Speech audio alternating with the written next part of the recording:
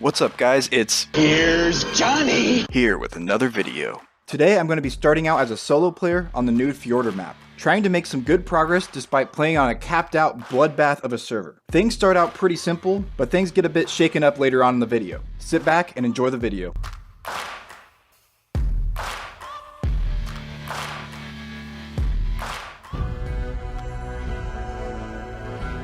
Alright, we spawned in on Fjordur.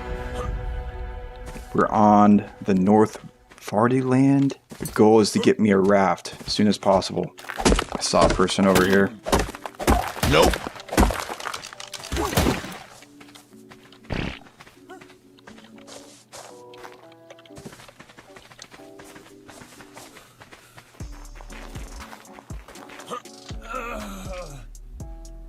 Alright, there's a bunch of people trying to kill me. I need to get me a raft. Man, I got logged out and I couldn't get back in for a full 30 minutes, but I'm back to it. I already placed a raft. A few more things to craft here. We need to cover ourselves up with ceilings. This guy's sleeping. Here's what I like to do. I like to just silently kill people, not get my name on their tribe log. Don't want to create any bad blood with anyone. Just want to low-key kill them, you know? Make sure they don't progress. That's what I do as a solo player. Gotta be sneaky. Alright, let's get this raft out of render range from the beach. And we'll start building up a little stone base on it. What we're gonna do is get pillar, push it out as far as we can. So like there. Okay, that'll work. I'm gonna sink it one more time. I think we'll sink it a few more times actually. Try that. There. Can we do one more? Maybe two?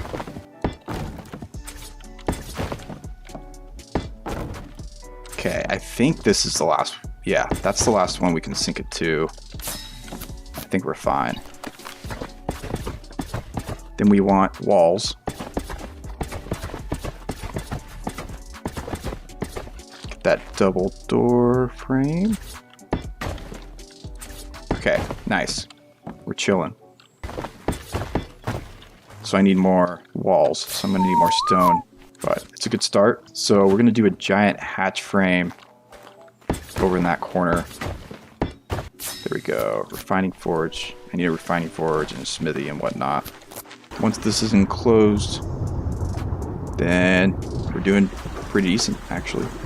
Who's this guy?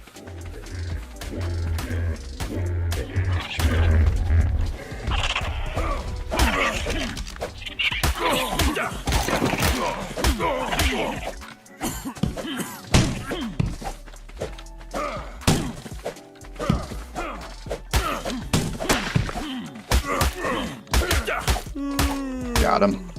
Ah, poor guy. He's just a bob with a lot of skins. Okay, take some narcotics and stuff. Ooh, that hide. That hide is great. Thank you. Thank you, man.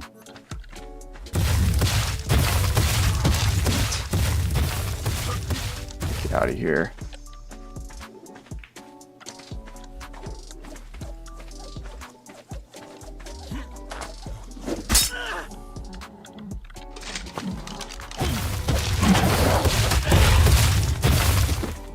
Get him, Carno. Get him.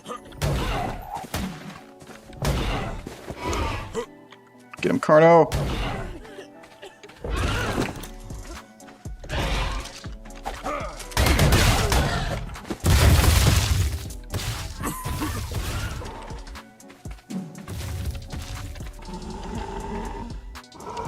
Give me that.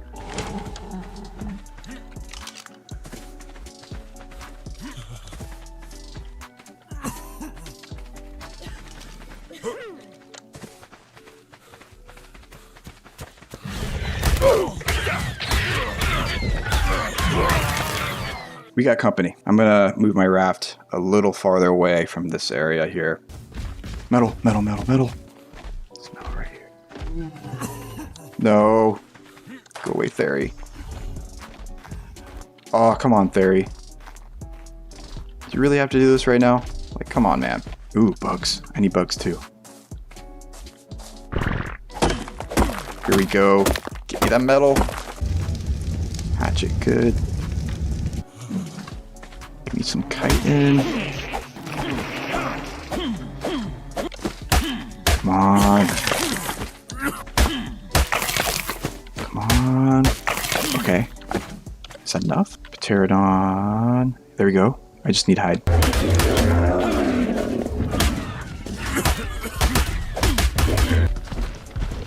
$55. That's alright. Not great, but what's this level? Stamp. 20? Oh man, I'll take a 55. Screw it.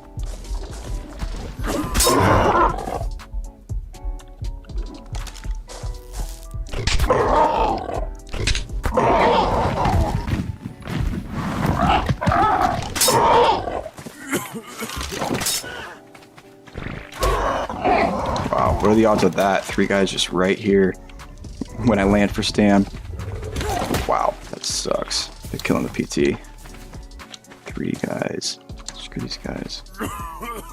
So I was planning on playing Fjordur solo for the entirety of this series, but I kept running into issues. Crashing, getting jumped by bigger and better equipped tribes, and then I just so happened to bump into a guy who I used to be in a tribe with, and they told me that they had claimed Labyrinth Cave. Their words, not mine. And they needed more people to help out. So I was like, sure, what's the worst that can happen? So I joined them, and we built up my raft base into a farming turret raft, but we actually had a bit of competition. A tribe had been continuously camping the spot with a megalodon, making it a bit annoying to get in and out.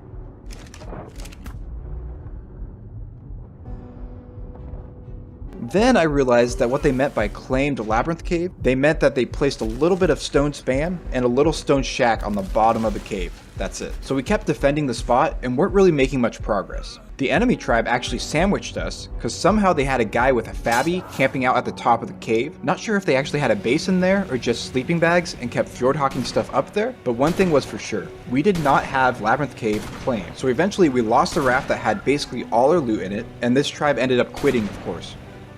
But I was determined to keep going. So me and another guy started up a new tribe on a new server and went straight into it. We got settled in a little starter spot.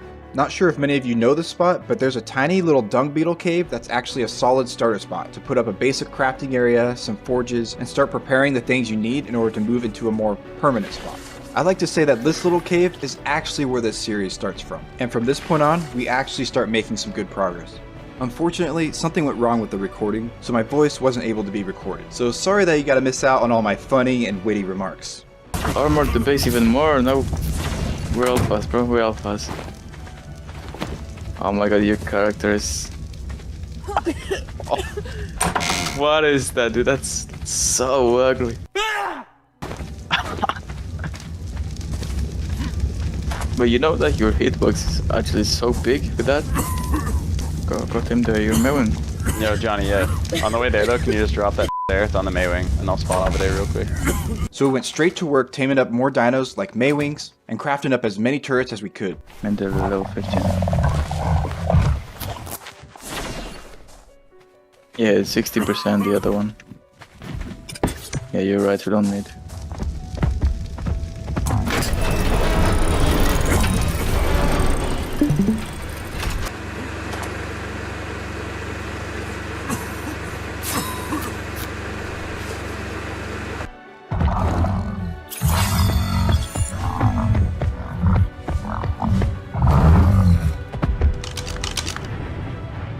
I mean, for farming, we should probably get another hiding spot. Our little cave did the trick for a few hours, but we were quickly running out of space, and it was kind of difficult to farm, especially heavy resources like metal, because you can't even fit an Anki through the cave, so you have to popcorn all the loot in. Plus, our tribe was expanding. We only had 3 people, and now we were getting 4, and then 2 more pretty soon. So we needed to find a better base spot. Because basically all the best caves were already taken, we had to be a bit creative. Any smaller, crappier cave, we would have just gotten raided pretty easily, so we decided to go with Asgard, because at this point, most people didn't even know much about the teleportation system, and nobody really checked out Asgard or Vanaheim or Jotunheim. So we thought this would be a great place to build up in secret because people wouldn't be scouting us too often. So we found a pretty nice plat and started building up a bit from there.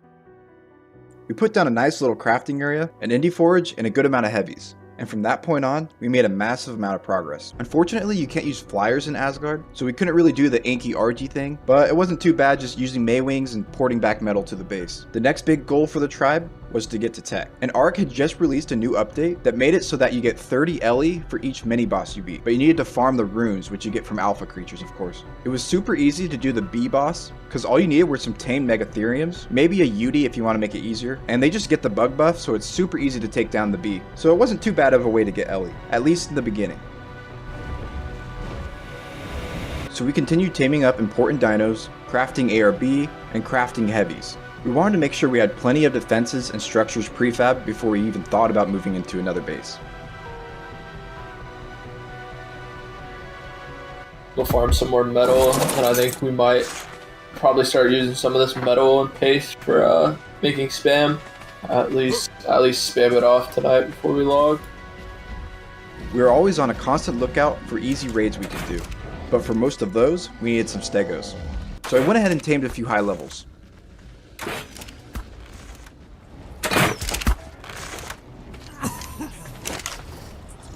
Yeah, they didn't hit me. Yeah, I'm good. You're not hitting me at all.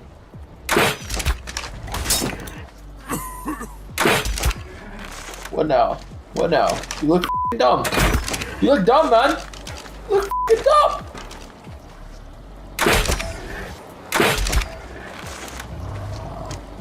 Good night. True. Our Asgard plat was pretty chill, but my tribe wasn't too happy about the difficulty with farming metal, so we decided to set up a little metal farming base. This way we could farm metal with an Anki and an RG with no issues, and do some of the crafting over there instead of port all the metal back to Asgard.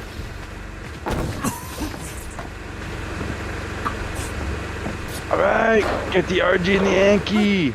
So we put up the base and went straight to farming more metal.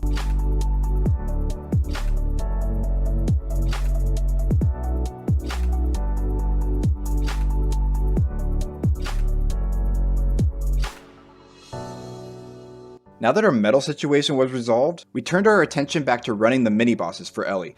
Alright, so that'll be enough Megatheriums. I think now we just go for like a UD.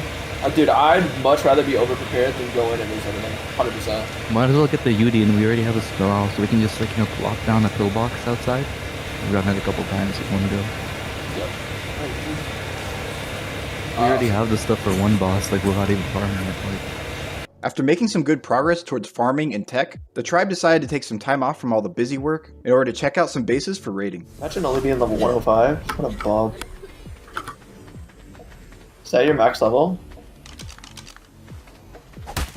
Ow, ow, ow, I'm sorry! What level can you hit? 105. Really, that's it? Yeah. Yo, if you get the runes on here though, you can go to 115. We found a little stone base with heavies on it that we could easily raid. Because it was only made of stone, this was an easy candidate for a cannon raid. Alright, let's grab the cannon and then Does anyone have brews? I'll have some packs, yeah. I have the bags. It's not fast enough. If we don't have med brews, bro, we not rich like that. We're broke. We broke. Alright, are we ready? Do you have the cannon? Yeah, I got the cannon, let's TP. Why, where are we TPing to? We're right next to it. Clown, come on. You should know that. Yeah, I think it's on the other side of the mountain, but I'm not sure. Now the question is, where are we gonna put the cannon? What do you think? One aim up or two? I have no clue. Think that's two. good? That's good.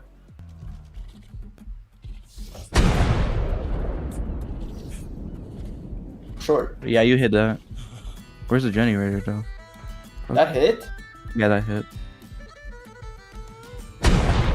Yeah, that hit. I think that was good. No, that hit the wrong lane. I think, are we splashing it? I think that's fine actually. I If it damages the foundry, then that's fine.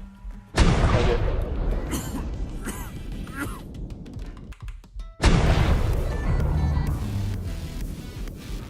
I don't know if we're gonna have enough. Yeah, we should have enough for at least a wall. I don't know about the foundry. Arg! Matey.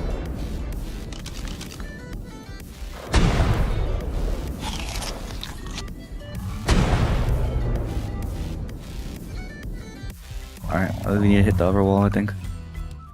The other one's about to break, isn't it? Yeah. Do you guys have flame arrows? What happened to my spyglass? Well, we need the flames though. Like that, we should be able to flame arrow it after this. We get one more hit on that wall and it's gone. Maybe 2 more. We can see the Jenny. Maybe try to. We have 1 last cannonball, but I don't think it'll hit the Jenny. No. Okay, we need a flame arrow. We had broken through a wall, which revealed an exposed Jenny, but we ran out of cannonballs, and it would be really difficult to get an angle with the cannonballs anyway, so I needed to go farm up some propellant, which would require some cactus sap and sulfur. I think we have to go to what, the lava mountain to get some sulfur, if I want to go there real quick. And then... Yeah, someone go do that, yeah. What about cactus sap? Where do we get that? We may need some oil as well. 75.81. There's cactus.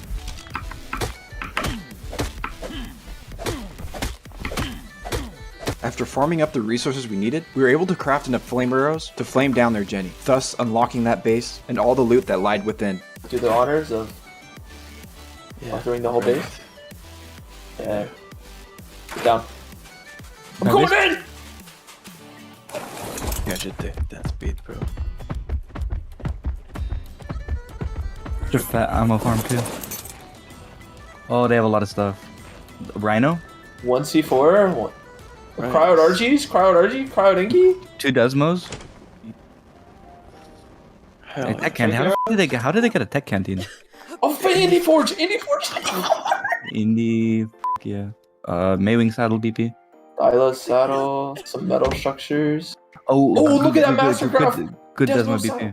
Oh, that's Pog. Decent amount, like. Bro, we gotta craft that Indie Forge. Let's go. AirB BP. Yeah, that's oh, a bunch of narcotics as well. Oh my god, they have so much here with the... Tech canteen? Where the f did they get Yeah, that? that's what I was saying. I don't know where they got the tech canteen from. Ooh, a 190 crossbow. That's use that to tame. Yeah, I don't think they're quite close. All the turrets are pin coded, but there's probably like a 3k ammo, 4k. I think Mystic said he's coming over with the red throw. So Let me get my moving. I'll tell you what. I'll go grab the red throw. Be back. All right, wait. I'm gonna strap this up though. The base. This raid actually ended up being decently profitable. Got some cryo dinos, bunch of random resources, a few BPs, but the ARB was the most valuable for sure. So we took as much as we can grab back to base. Nothing crazy, but I mean, free ammo is free ammo, right? Primitive one? Or that one? Oh, that one. Oh, yeah. 200 black pearls. After completing our first successful raid as a tribe, our focus quickly shifted to moving into a better base spot. Our current base was getting a bit crammed, we didn't have much space to do any breeding or anything like that, and one of our newer tribe mates actually had Exomech unlocked, so we could just pick up the base and bring it somewhere else. Hopefully we move to a cave soon. Yeah. We need a new one, bro. It's so bad. I want a proper base, bro. Moving here wasn't bad. Like, it's a good startup. Like, you know, we got a good amount of heavies and that we could like actually move into a location and like that. We got a decent looking starter base going on an Asgard plat, got a good amount of heavies going, and started farming the mini bosses in order to get element for tech. But at this point, we seem to be hitting a bit of a wall in our progression due to the lack of space we had and our inability to use the most efficient farming methods. Right off the bat, I'm going to be resolving our farming issues by taming us the most OP creature that Fjordur has to offer. Well, let's get to it. It was about time for me to take one for the team and just go and get us a hawk. A couple of my mates had already tried to go tame one and just had a really hard time. These things are an absolute pain to tame, especially when you don't really know all the best methods to tame them. But I just went out with a bat, brought a shotgun, and just started killing things. And eventually, you probably know the end of the story. Let's see how much health does my bat have. My bat has 3.2k health. Yeah, that's not leveled in health at all. We can't bring that much weight. Come on. What? No. You're a fucking beast. Let's go. I Let's love go. you. Saying that. Saying it. What a legend. Absolute chat. After my tribe mates had finished praising me for all my awesomeness, we decided to take out the hawk for a couple of test runs. Move all the metal from the farming base, right? Yeah, we get that. 10 minutes later, he flies into turrets dead. Oh my god. Shit, this would be so... Well, no, he wouldn't even die. He would just fucking get his kid back. Punch me, bro. Watch. Yeah. I'm gonna simple pistol you in the head. I'm coming.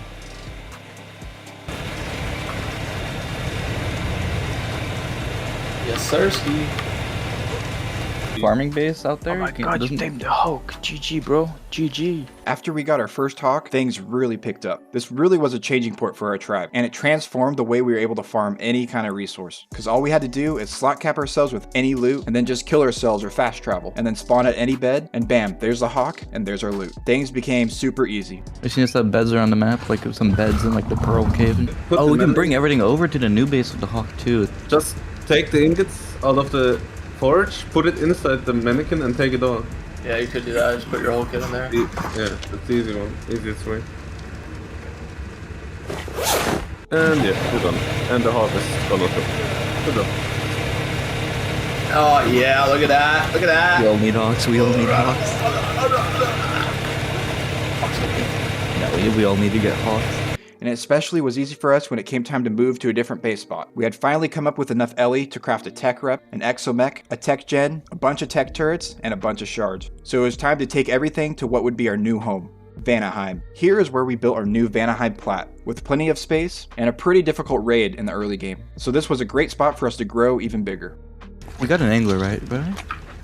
Good too, bro. Good too. Yeah, we got two. Whoever tamed it, thank you. You're welcome. Oh, off.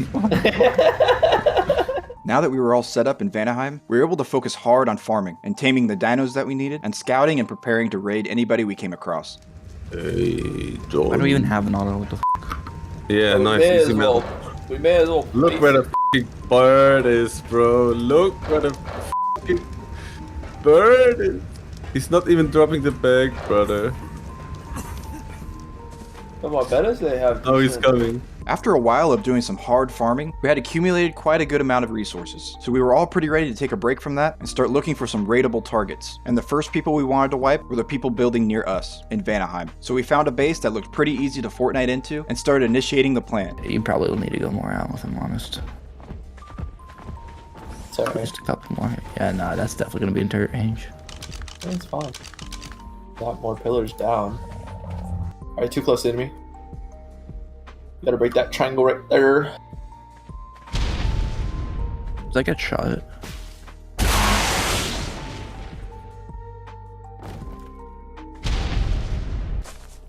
Alright, you can't put one there anyways.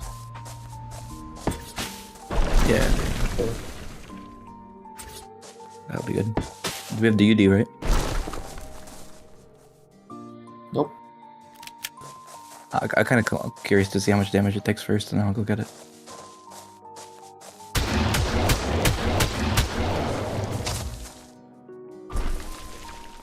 See, sir. Oh, and we should be able to suck pretty easy. I think that's pretty good.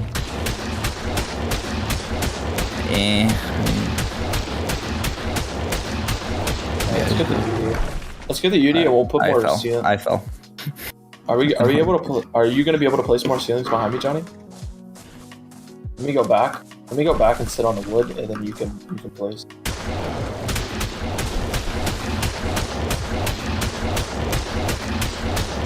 The AIDS just kind of kicking back and forth.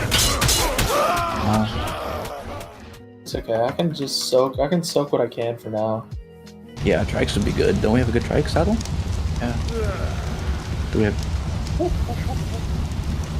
Yeah, Yeah, we do. That should be a good idea.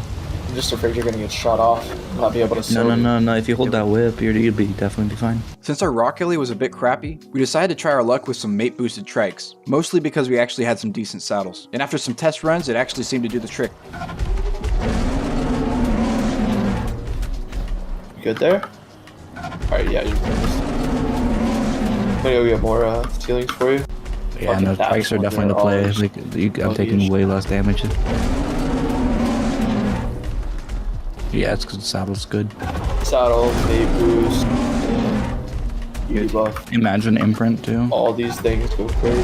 Oh, imprint nasty right now. With cakes, I also wouldn't take it. You need to make cakes probably.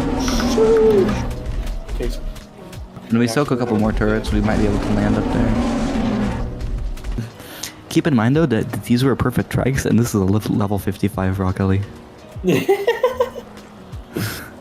yeah. So I mean, with a perm saddle on it.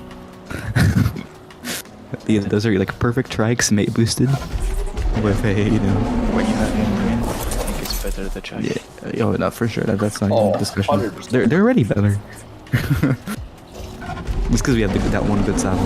Yeah, I think. Yeah, Do we have a trek PP? No.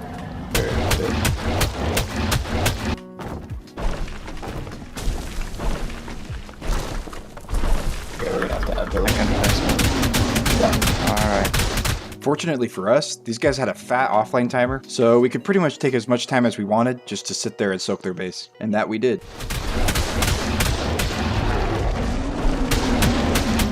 Do you want to go put some pillars down? Ceilings? They've been offline for like 4 hours and 30 minutes. They're gonna be on at any moment right now. After we soaked a good amount of the turrets, we came to a point where we could actually throw out some stegos up there on the ledge. So we kitted ourselves up with rockets, grabbed our stegos, and went for the play. Where are you going to throw the stego? Where Over are you there going on, to throw the stego? see straight across that I'm facing right now with the UD? Yeah. Behind this one heavy? Yeah, I think they're gonna throw it there.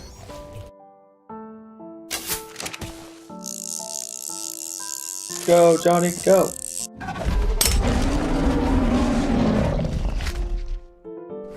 You know how much it adds, the mid boost? Like 40%. Send it.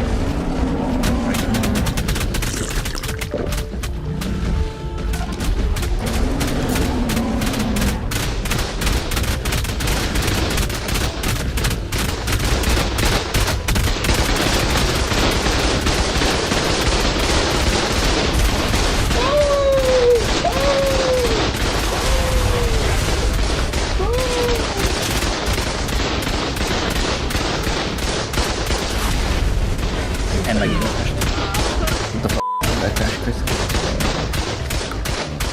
Well, I'm dead, but there's like, there's a single turret left. You're gonna soak it at this rate, that's just 2 turrets. I mean, the Jenny's right in front of you if you believe you can hop off. I don't know if you do. Shoot her. If you blow the turret.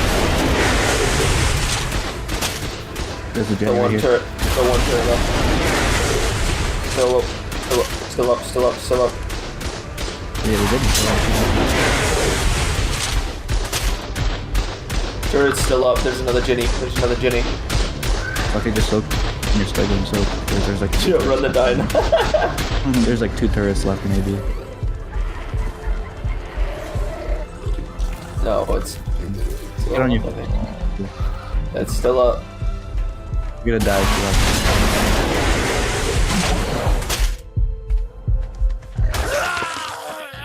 It's down, it's down, it's down. Everything's down. bastard. You're damaging it.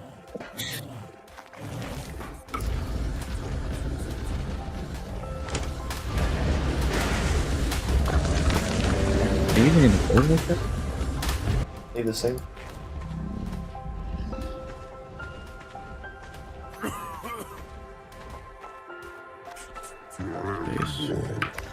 A bunch of spark. Might as well electronics. Yeah, a lot of C4, a lot of electronics, a lot of rockets.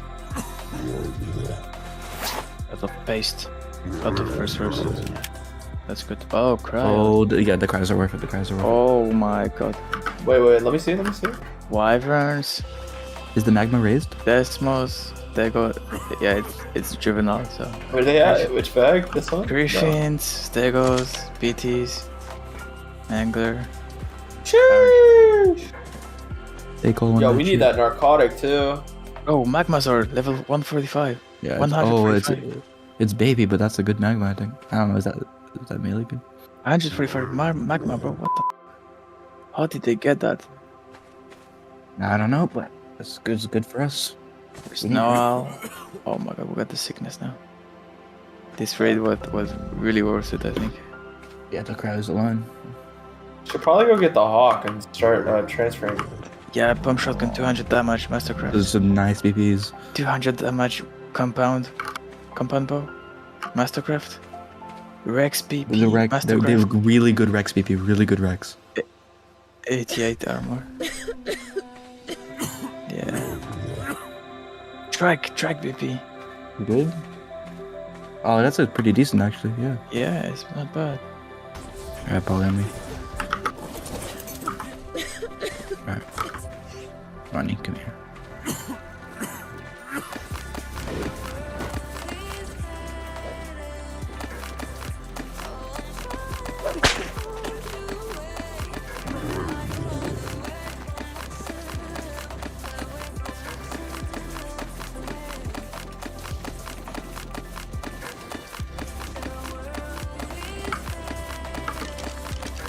Oh, we will not have the storage for everything but base. Wow, that's a lot of charcoal actually, that's nice. Yeah, there's even more here. And even more here. In every force protected pool. Oh my god. Yeah, I mean, saves us time and effort. Oh yeah. We'll make food with these narcotics, I like that. Ready?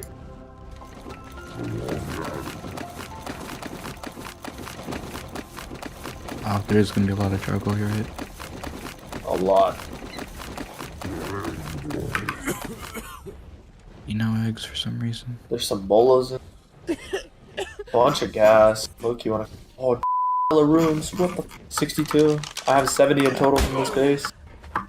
It's pretty good. Yeah. That's what? That's 70. That's a whole 2 boss fights. That's a lot. Yeah. Alright. What? Not that one. Not that one. Not that one. Probably that one. Oh, we're gonna have to do. I mean, I want all this. Yeah. I mean, now that we have Ellie, we can make some daddies if we really wanted to. Yeah, I think we do. We make goodies. Tomorrow we actually make them. See you back at base. Have it on me here. Yeah, it's There right you there. go. There it goes. Look at that. Oh my god, it's zooming. Where did it It's go? over here in the middle of the room, Mystic. Yeah. And then throw it to Johnny. Okay. Bro. What? Double F. I think it's automatically you're picking up bags, bro. It's going Nice. crazy Alright. with all those bags, bro. He's going nuts. Another successful raid completed. We got a crap ton of cryos, BPs, as well as resources, and some other loot like weapons and armor, structures, stuff like that. But it was safe to say this was a super profitable raid. All that was left to do was porting out and organizing the loot. We were kind of starting to run out of space, so we had to put up a bunch more mannequins, vaults, and some new deadies to stash away our loot for safekeeping. Just take everything on me, Johnny. Come here.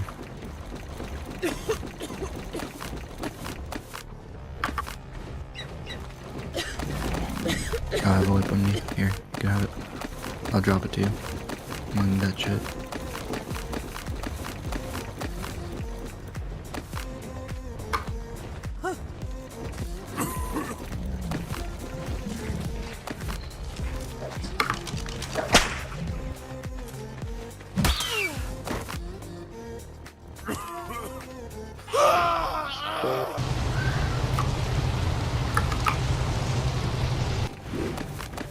Yeah, it's so good.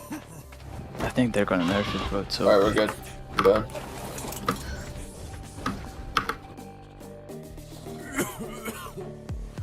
Did you leave anything here? I think this is everything. I crafted a 6 10 daddies. 60 daddies, let's go. 10.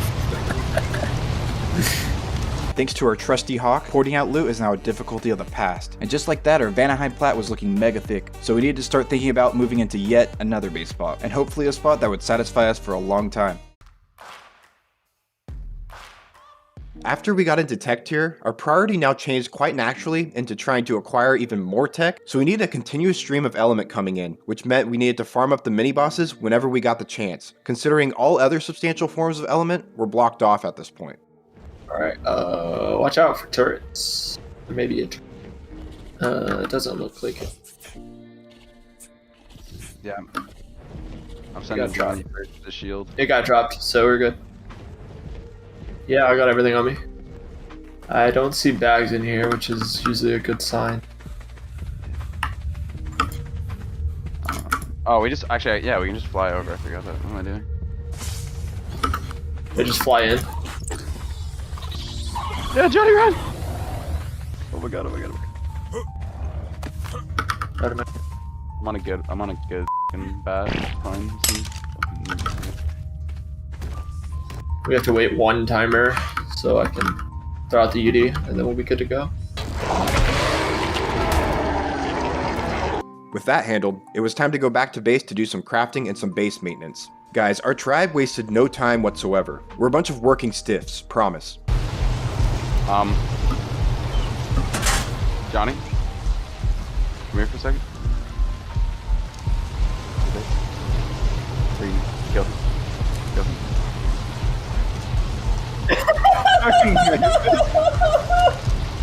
I'm just prepping him for how he's waking up tomorrow.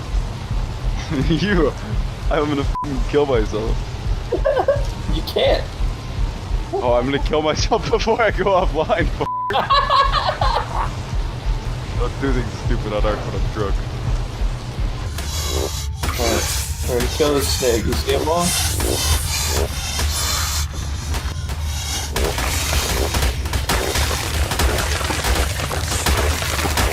Dude, if you had a right click, literally would have lived.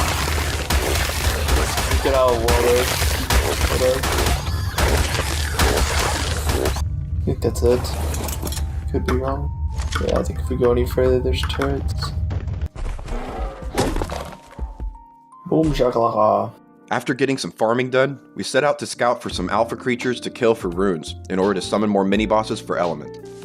There's a bat right there. It's a level 19. Looking for somebody, but I don't see anybody. I don't fucking know. Maybe it's on passively. I have no idea. Oh, this is where they're at. Look at them. Yo, your level 19 bat was like far behind. You may have to go back and find it. Oh, thanks, guy. See it. What the f? Are they going hard? Thank you, Yeah, that's a 140 Alpha Carno. Kinda down to kill that. Oh, I see the Rex. Dylan? Alright, I'm at the Rex. And then I think afterwards we can kill this Alpha Carno. There's an Alpha Raptor over there too. Oh, but that's only a level 20. Not really worth killing. Like 2 runes. 2 hours later. It's almost dead. Get bloody. Owie. Owie. Owie. I'm thinking like 40 something. Over 40 stones. Right here. The 140 Alpha Rex. Oh, only 37? This is great. If it stays here, I'm happy. It's easy. After getting some good work done, it was time to get a little action with a good raid. I need one more. No, you have one in the rocket launcher already. We're gonna be coming down from above and that, so. All have blood packs in your... In my bat, yeah. Should I grab it for a second exit? Nah. I'm on a mushroom up here. It's the Bat Bomb Squad, guys. Whatever happens, if we fail, I leave the tribe. If we fail, I'm the best and you're all We're at like 2100. No. It's easy win if you get I don't think you make it to the Jenny. I think you'll die. So I think you just try and rocket the hatch frame. Personally, That's what I'm doing. That's what I'm doing. We have off the beer. first. not a flag? chance. I think not a chance. You actually, get to the Jenny. I don't think it's possible. But if they're convinced, I mean, Johnny apparently tested it, and it is. So I mean, we can go for it, I guess. It depends on how many turrets are on survivors versus tames. Yeah, I'm gonna hit the hatch frame, and then Johnny's going for the lower tower, and then Jaden's going in third, and he's also gonna go for the hatch frame, and then we were thinking Mystic Ghost for the Ginny. Sure. I mean, I personally am of the opinion that you'll just get absolutely f***ing deleted, but No, that's what I'm thinking, but I think that's the best plan of action is to go for the hatch frame twice and then send in the fourth person to try to get to the grill. Going to the Jenny it's kind of dumb, but the hatch frame's like, maybe you can. If you go for the Ginny after the fourth, hopefully by the second Make sure you, I time- mean, You can By hold the the second rocket out. person going for the hatch frame, like, We're doing, yeah. Yeah, I don't think you'll pop the rocket, but more power to you if you do, right? Alright then, let's do it, guys. Let's do it. Let me die. Woohoo! As soon as you peek that entrance, you're just dead. That's what I think. You're not popping no rocket.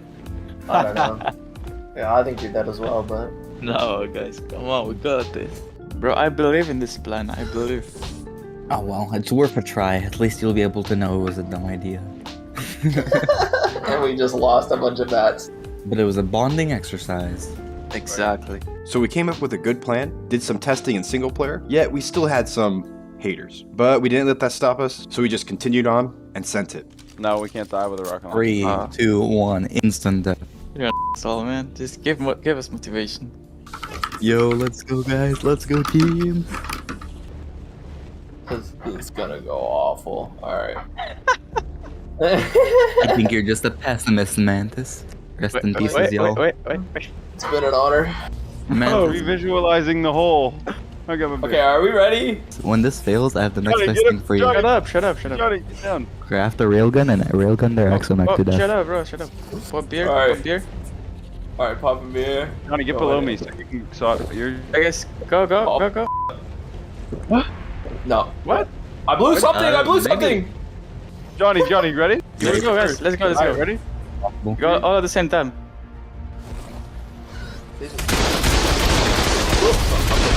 What was that rocket shot, bro? All gone, bro. I actually blew up. I blew up something. I blew up I a blew up bunch. too, bro. I blew I up blew too. up a bunch. This might actually work! Holy Dude, I got a shot off on the hatch frame right on a attack. You said pop a beer, so I was like, you were like pop a beer, so I was like, okay, pop. You were alone in that, bro. You After were just alone. our first attempt, we silenced all the haters and realized this was actually going to work. Yeah, if we hit that, if we hit that almost there. bottom part, that's when we would have gone as well. Dropped at least one hatch frame. A lot of things. Yeah. My man said beer go, so I went. We have 5 of us this time. He said beer up. I was like, okay, beard up, going. Does everyone I'm at have the same- blood packs? I'm at the same mushroom we met at before, So boys. unfortunately, I wasn't able to record this, but basically we sent it one more time and we got in. But for some reason, all of Discord went down and also the tribe we were raiding came online and started trying to TP out loot, popcorn, and stuff like that. But we were able to get in and recover probably most of the loot, including some cryos and a bunch of other stuff. After wrapping up that raid, it wasn't long until we found another one. There was a bit of a base down in the snow castle that we knew we could raid pretty easily with some stegos, so we got prepared and went for it. Are you ready?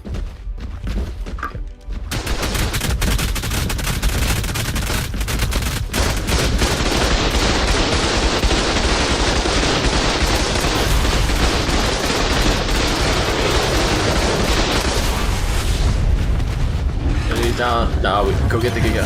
Go get the Giga. Go get the Giga. Don't fit. Bruh.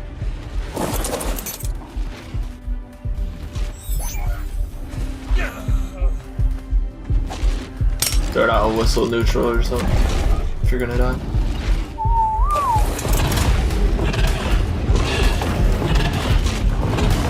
Come to this back corner on me. Come all the way back.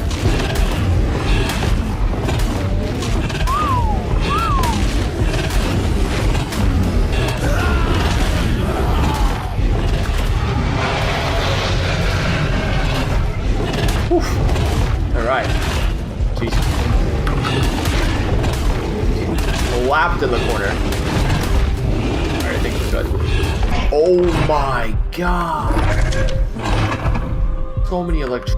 This raid didn't have anything too crazy, but it did have a bunch of resources, like metal, charcoal, electronics, ARB, narcotics, and some other loot. Let's see what's in the mannequin in the corner. Paste, Cryod Inky, Cryod Angler, Gas Pack Saddle, a bunch of narcotic, kinda nice, some rune stone, bad, heavy.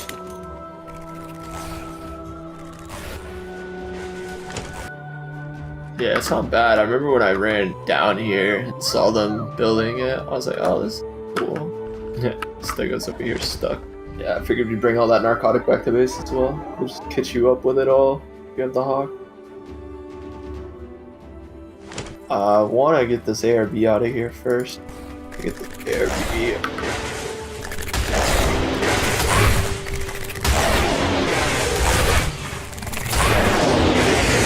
the day, this little raid ended up being really profitable. We actually got about 2 slot caps of useful loot.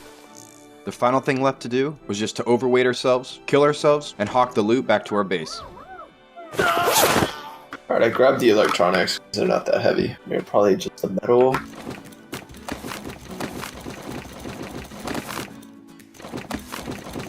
Outside of like a few cries. Like a spark pattern. Med brews.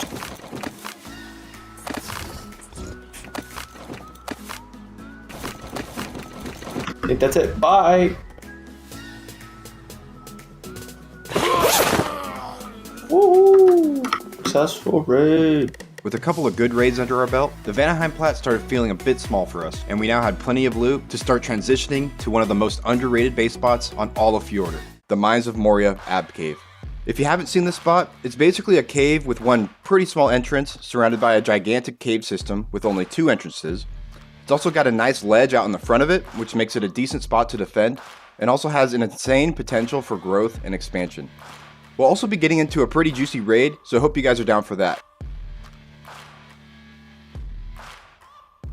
So after maybe a week of hiding out and building up in some mediocre base locations, we found out that this cave finally opened up for us. So we quickly hopped on it and claimed it. And first things first, we had to put up a decent wall at the best choke point at the entrance of the cave.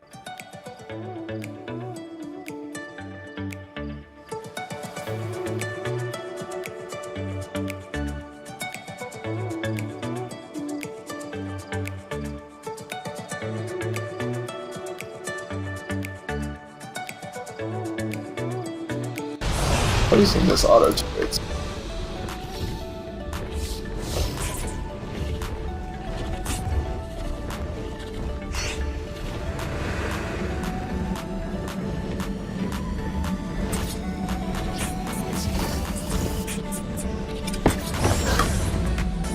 Yeah, eventually we'll just have that whole room spammed off all the walls, even if it's just stone triangle foundation, that's all we need.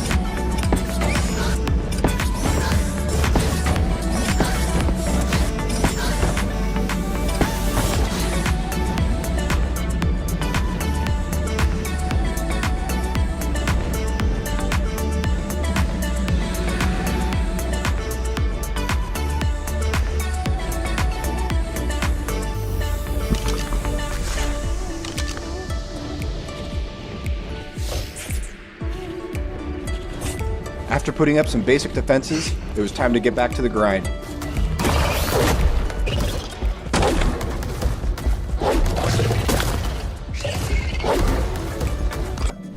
Mantis, best crab player in the... I'm okay, not the best.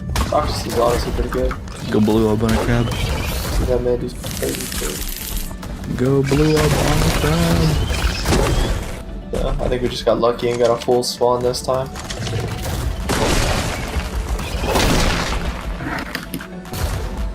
Let's do this bot this way. Let's buy rock number 1. Yeah, nah. Just an extra 4. That's not bad. Thank you. Alright. Ta-da! I feel like build a fat tower at like both entrances, yeah.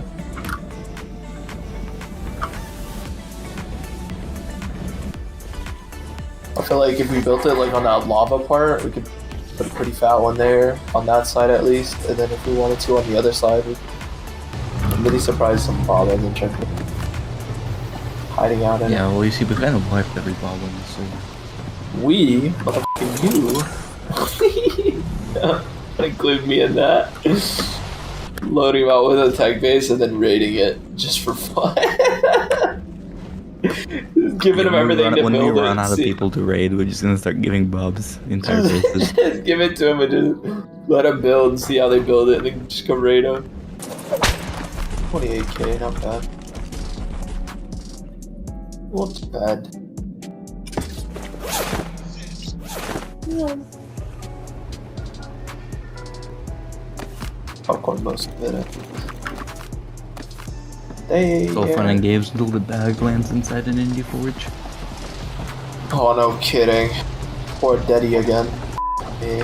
It took us a good amount of grinding, but we finally got ourselves a nice base, which had plenty of room for breeding, crafting, and whatever else we wanted to do. From this point on, we just continued to upgrade our base and make it as unraidable as possible.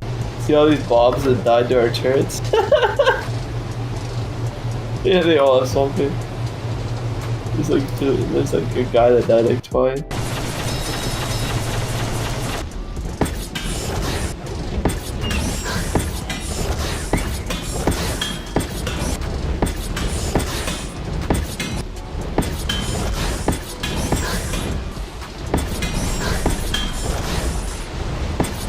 In addition to our new cave, we also got ourselves a little TP plot, so we could take out the skiff and do a crap ton of farming. After all the hard work grinding out for the base, it was time to go out and have a nice time on another juicy raid. We found a good sized base built on one of the Jotunheim plats, and it happened to be a Chinese tribe that apparently had a bunch of cheaters and aimbotters, and we found that they had a fat offline timer, so this was a perfect time to go and take them out. So we went to one of our go-tos for raiding methods, cannon raiding. I got a cannon. Cannonballs. Here you go. I'm heavy, so just drop it to you. Some cannonballs.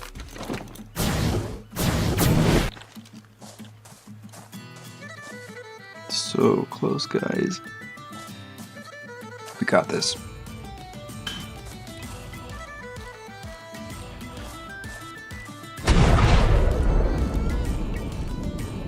Higher. Quite a bit higher.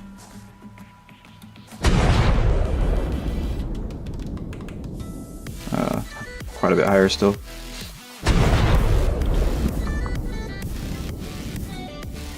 Oh, a little lower.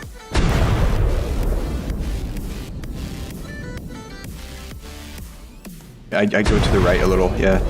Try one notch to the right. Don't do it, Mystic. Don't, whatever you're doing, don't do it, please. He took out a cryopod. I don't know what he's gonna throw. Don't waste our Maywing. I'm cryoing it if you throw it out. I've got like probably 30. Yo, Johnny, can you throw this mowing for me, please? I'm gonna try to jump in. We got nothing to lose. He wants me to throw out his Maywing. Can't reach. Can, oh yeah, okay. But dude, we don't have to waste a Maywing. We're about to get in. You think you're gonna get in? We can see the gen right there. We just have to cannon it. We need a new cannon, and that's what we're doing. It's actually damage, boys. Yeah. If they come online right now, that would really suck. We're so close. Mystic, I'll throw it out for you. But it's gonna take like 10-20 minutes to get it. We're gonna get it anyways for sure, but if I go in right now and hit it, we're gonna not maybe give it like to me, I wanna watch you die. You gotta tame another Maywing, you'll tame another 5 if this one dies.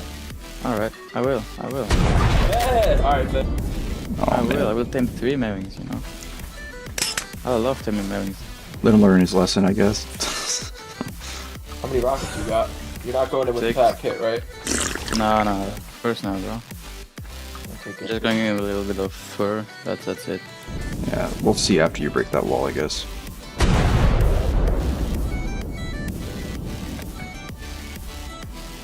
Good luck, Mystic. Yeah, Bring bro. on it, brother. After some time cannoning the walls, we were super close to getting in, but one of my tribe mates was super determined to just run it and dive with a Maywing and try to take it down on his own. So most of us were like, no dude, don't do it. It's not gonna work. We're gonna get in soon. Just be patient. But then we're like, what the hey? Go ahead, man. You wanna do it? Then go ahead. And this is what happened. You just want all of them or what? Alright, let me know when you're full. Oh, okay.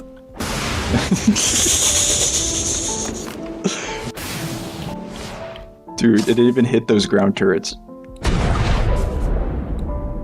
So close.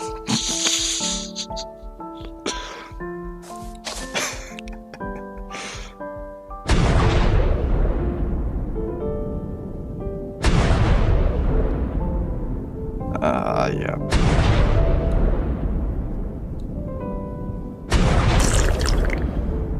I don't know if that's gonna reach it, just...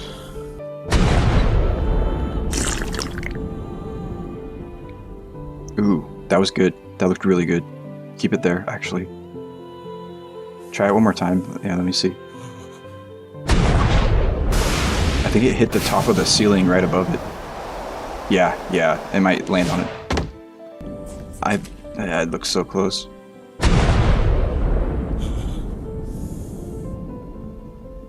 Ooh, nice. That looks good.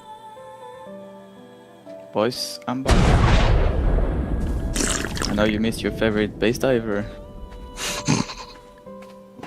Yeah, dude, I missed you. I know.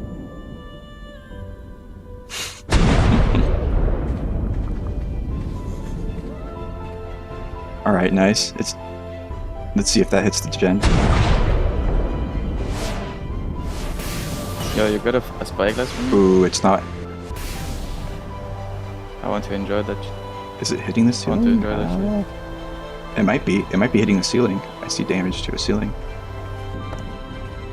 Yeah, it's damaging a ceiling. I don't have another spyglass. F off. same health, but I see a ceiling dropping, so I don't know if that's the right one. There's a ceiling at 3k, but no idea. Hope you have enough to destroy the ceiling to see what happens. Ooh, what dropped there? I don't know what dropped. The two ceilings are getting damaged a little. While we were going back to grab probably our final cannon, these guys finally came online. And they came and killed us right towards the end of our TP out of Jotunheim. So we all didn't really expect this. They kind of just took us by surprise and just flamed us. And it's really hard to out heal using med brews because you're taking so much damage from the cold. So we just all died, and that kind of put a stop to our whole raid attempt. But we'll be back soon for some unsettled business. So in the meantime, we just went back to some more farming.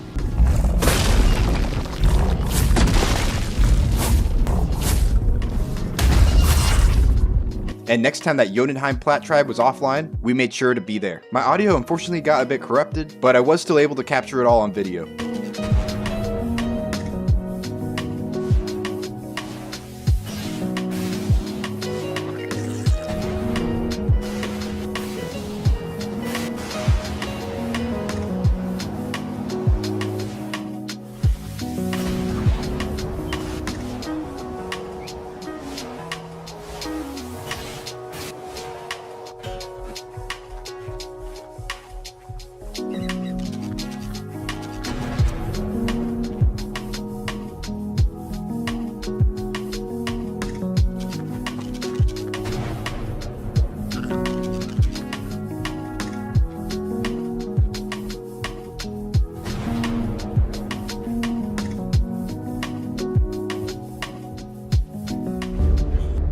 And after a lot of patience, we were in. So naturally, we started pillaging that base for all it had, and popcorning back anything we could grab by using our hawks.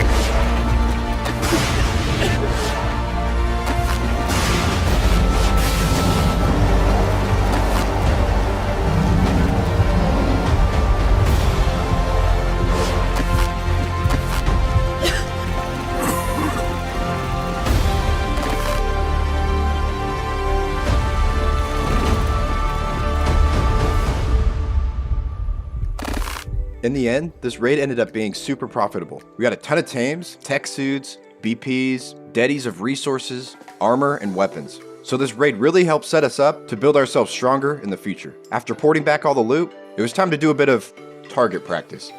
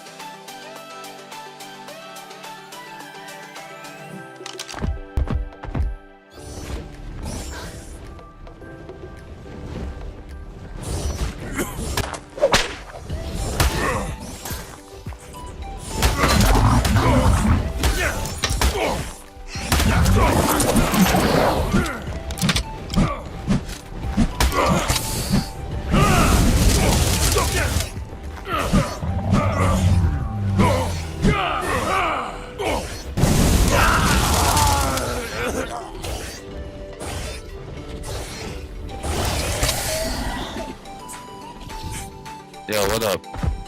I got you. But I can't lounge around my own house in my underwear.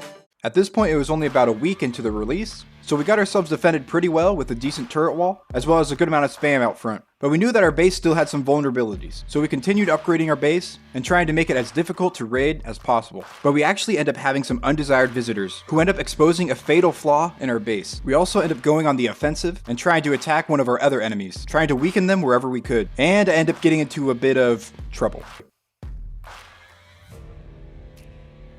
Alright, so there's something I gotta tell you guys.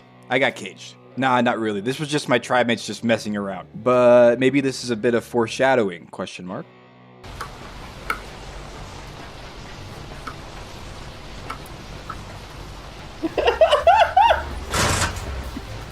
You're actually he put AC units and everything. Honestly, we need this here anyways. We actually probably should have one here. No, we actually do 100%.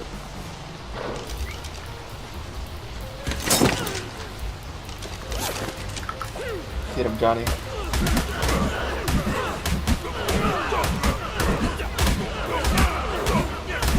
Johnny, remove Ola. Remove Ola.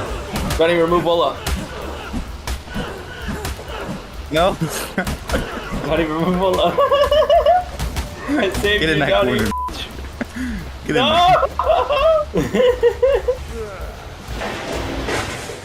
We're testing.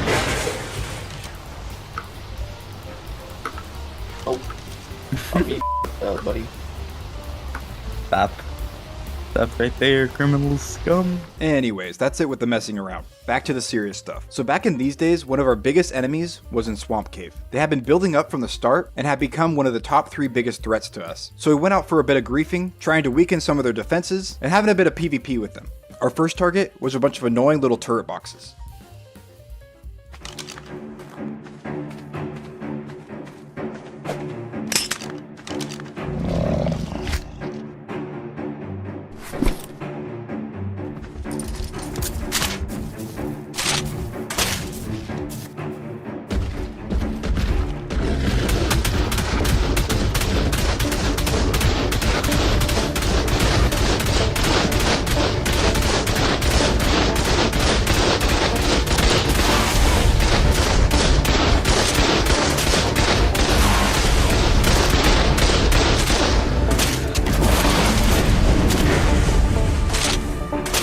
Just as we were taking down their little box, our enemies came out for some action.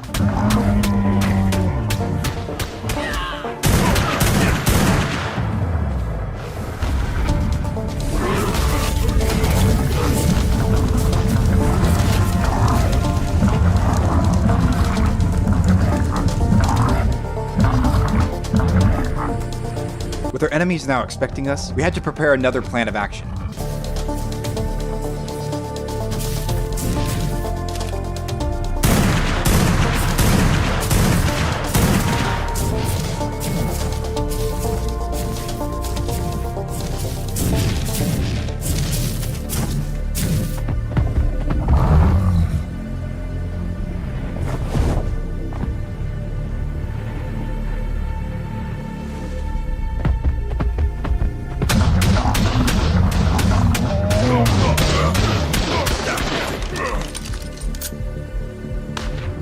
So we were just trying to have a bit of PvP, then they started dropping down the battery heavies. So if they were going to play it that way, we just decided to grief them even harder.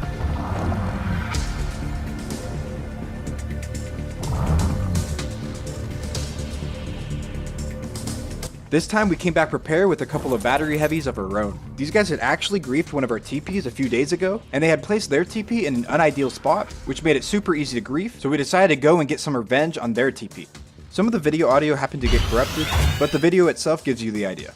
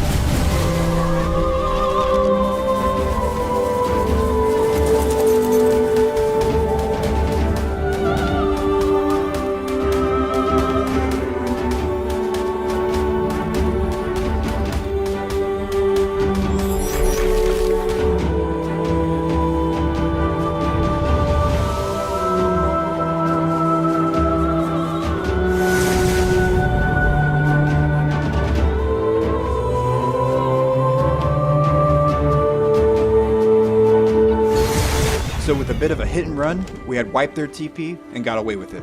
Or I guess you could say, my tribe mate got away with it. I decided to be a stupid idiot and go back and try to save my hawk, just to find that there was a melee character waiting there for me. So naturally, they knocked me out with a few hits and started bringing me to their base. And there you have it, folks. Here's Johnny gets caged. The experiences I was yet to go through may prove to be traumatic for some audiences. Viewer discretion advised.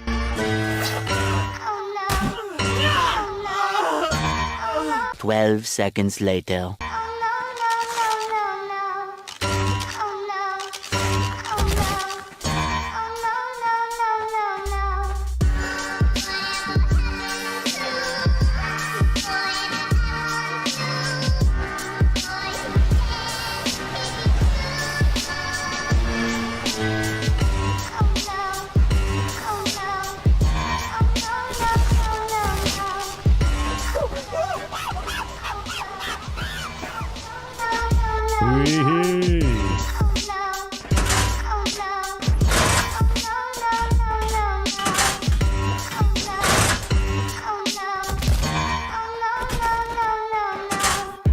soon as they built a whole caging unit with handcuffs, ACs, and the works, I knew I should expect to be here quite a while.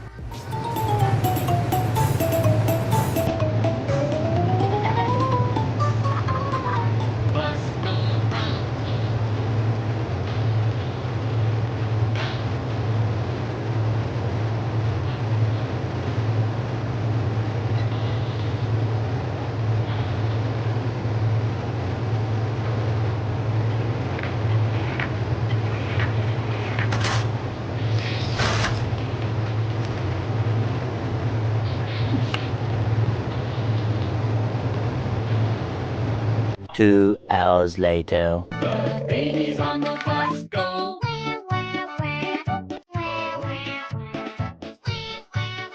The babies on the bus go. All through. One debt to society later. Shut up, Johnny. No one asked you.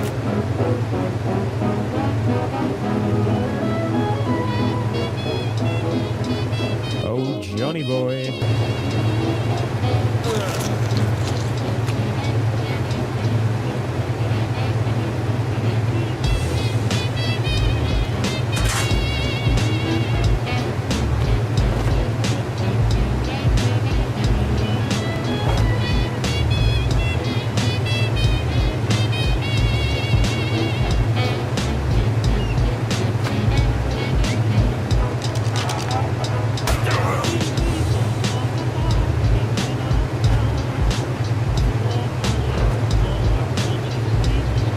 After 3 hours of torture, they finally killed me and set me free. So I kind of wasted a lot of time for my tribe, so I need to make up for it a bit by doing a couple of massive pearl runs.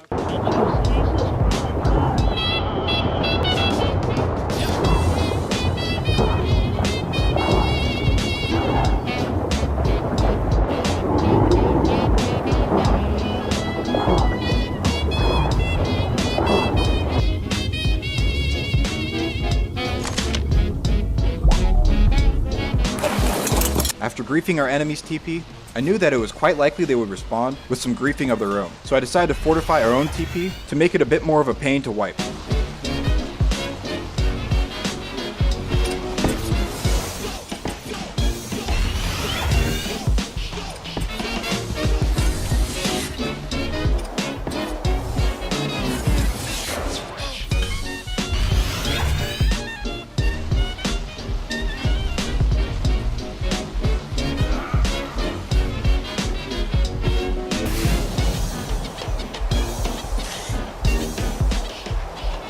Just a few days later, something happened that would prove to be a turning point for our tribe for the rest of the series. We were chilling out in base and started hearing some noises. I looked around the base and noticed that some of our pillars were broken or damaged. Clearly there was something sus going on. We looked around even more and then started hearing the sound of rockets firing. But the front of our cave had no enemy in sight.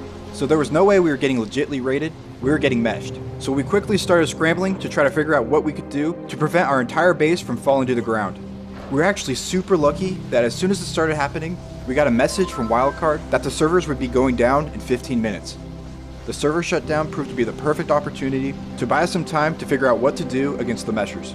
But we still had to last 15 minutes without letting our base crumble apart.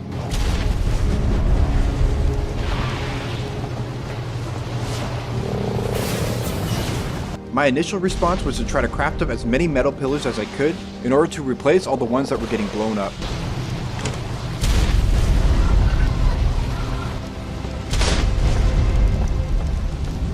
It was clear that the meshers were coming from straight below our base.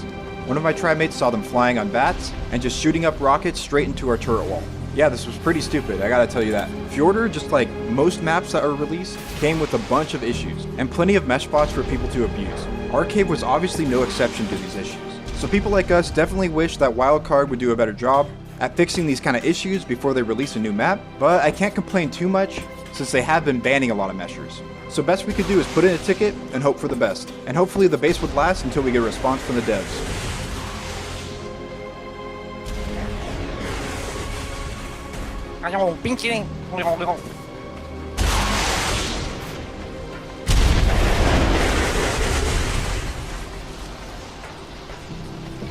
I personally tried to get this recorded so I could have some good footage for the devs, but I personally wasn't able to find them on the bats. My tribe mate got a screenshot, but we actually went in and looked at this spot on single player and found out exactly where they were able to mesh from so that we could figure out how to defend against it. We did learn that the only way they could mesh in was from below the ground, so anything we had on the sides of the walls or on the top were going to be safe. So then our basic idea became, don't put anything important on the ground. So that's what we figured, and that rule of thumb would soon drastically change the way we constructed our base.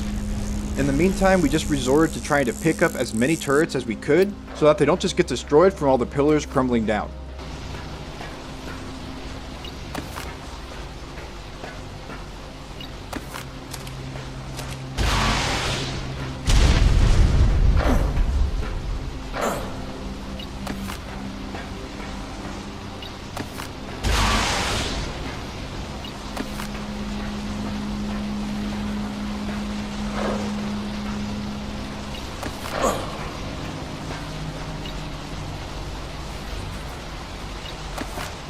As it got closer to the servers restarting, it seemed that the meshers were starting to leave. So we took a good breath of relief, but the damage they had already done was quite costly. We lost over 50 turrets, which was actually a lot because we had around 200 turrets at the time, and we lost a ton of tech structures, as well as metal structures. So there were a bunch of holes in the base that we needed to fix.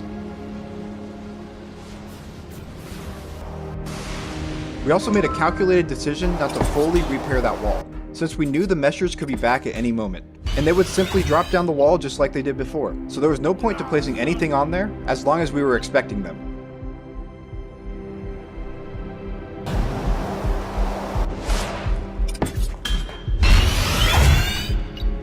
Instead, I opted for placing a pretty decent cliff plat on one of the pillars there inside the base. This is an area where you can't mesh through, so this was a good way to provide us with a little bit of defense at the front while also keeping it mesh proof at the same time.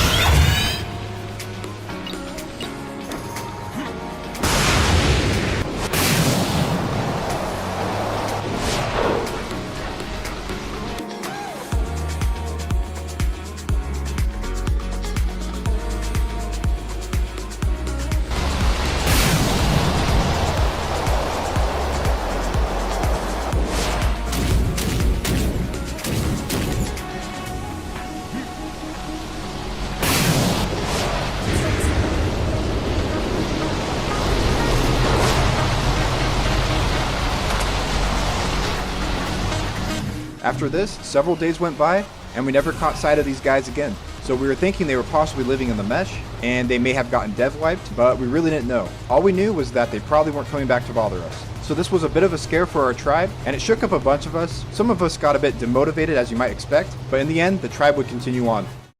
After taking some time to recover from some of the chaos and going through a handful of changes in our tribe, we were finally in a position to continue where we left off. So in this episode, we'll be getting into it with 3 different easy raids in order to wipe out some tribes, in order to prevent them from becoming strong enough to become threats to us in the future. Just sit back, relax, and enjoy the video. Let's get right into it with our first raid. This one's going to be in one of the underwater pearl caves. We found a tribe that was starting to get some fast progression towards tech tier, so we needed to squash them out before they could become problems to us in the future. They had a handful of turrets up, but nothing that was securing their underwater entrance, so this was an easy cheese for us to throw in some stegos, swim them through the entrance, and blow up all their defenses. We grouped our tribe together, popped our stegos, and sent it.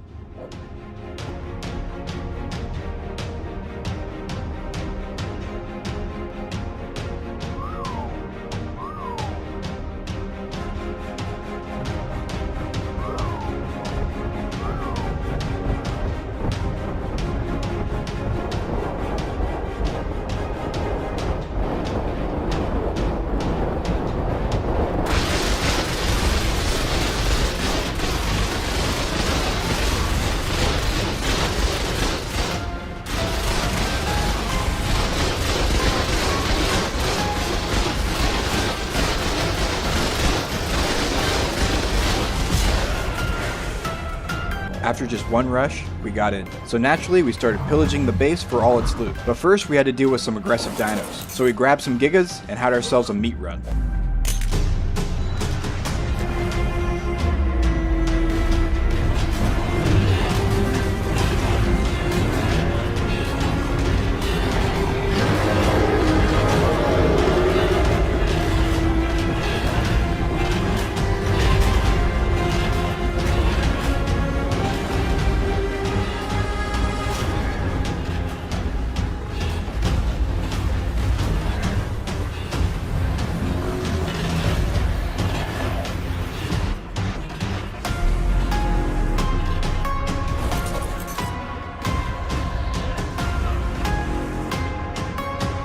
This raid wasn't insanely profitable, but there was a good amount of scraps that we could put to good use. They had a bunch of random tames, gear, and resources, so we started hawking back whatever loot had at least some value.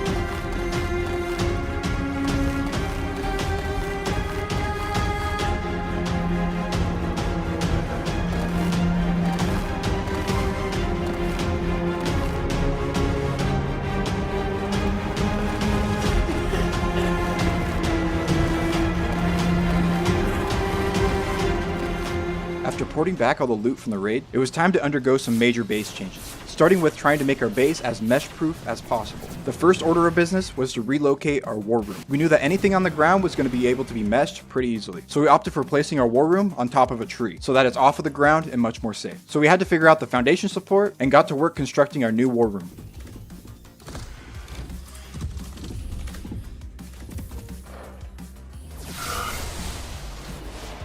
After finishing the basics of our war room, it was a good time to start organizing our loot with the proper labeling.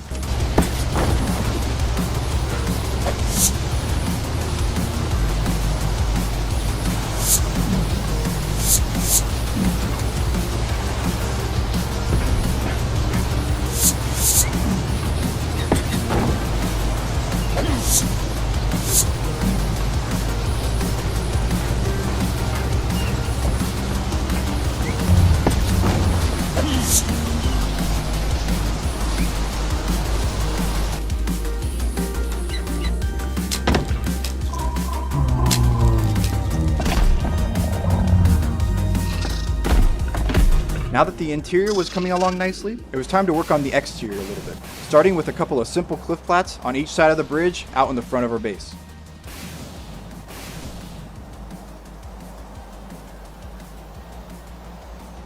After knocking out some of those base improvements, it was time to go out for another raid. This tribe was in a bit of a rat hole next to the castle cave. All we needed to do was clear all the fence support spam and go ahead and send a rocket run with stegos. We actually got a bunch of grenades from a previous raid, so we decided to make this a bit of a budget raid by using the grenades instead of rockets and C4 to blow up all the spam.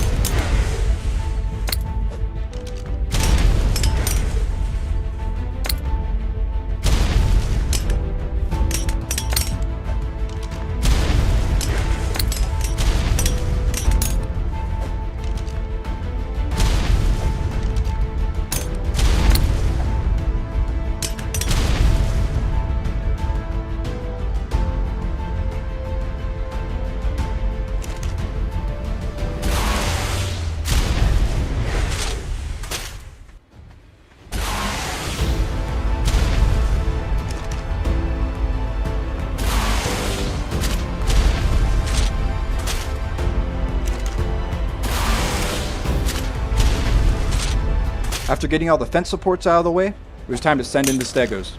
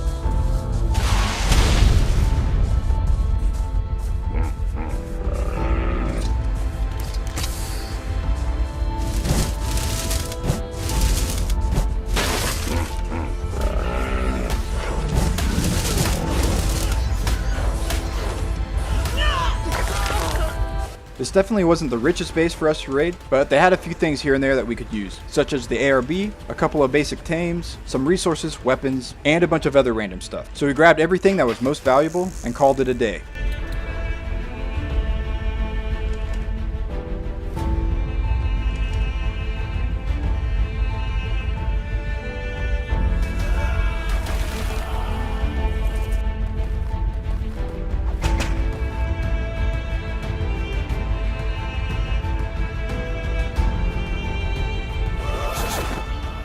After having yet another raid under our belt, I decided to look for yet another raid target. While scouting around, we came across another player out in Asgard and saw it as a perfect opportunity to get ourselves some PvP.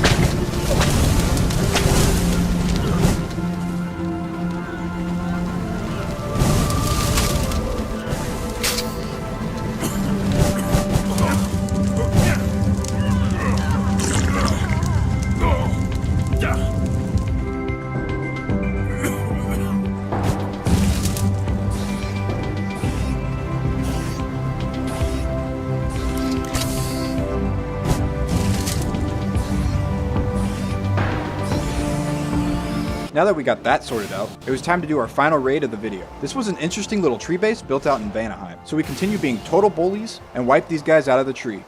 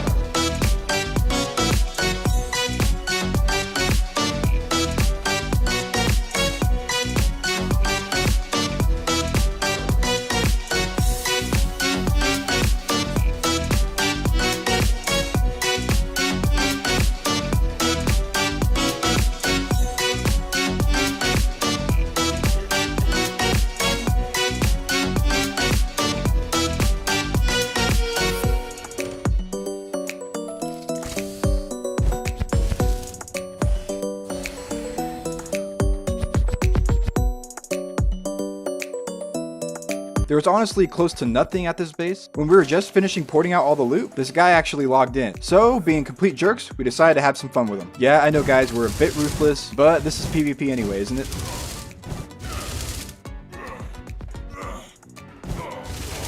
Holy shit, yeah. Wait, let me talk. Wait, hello? I just fucked on. Hello. Yeah, I was saying I can't hear because of the flamethrower. It's very loud. Yeah, I was actually just gonna switch server. Holy shit.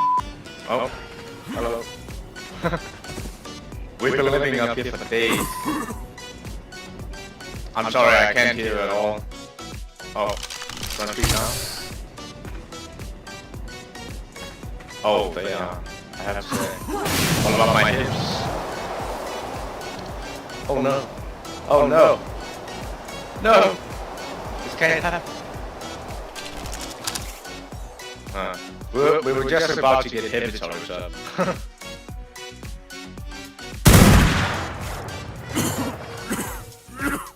And after our ruthless invasion of this guy's treehouse, I got into some PvP with a guy on a shadow main. So why not throw this clip in?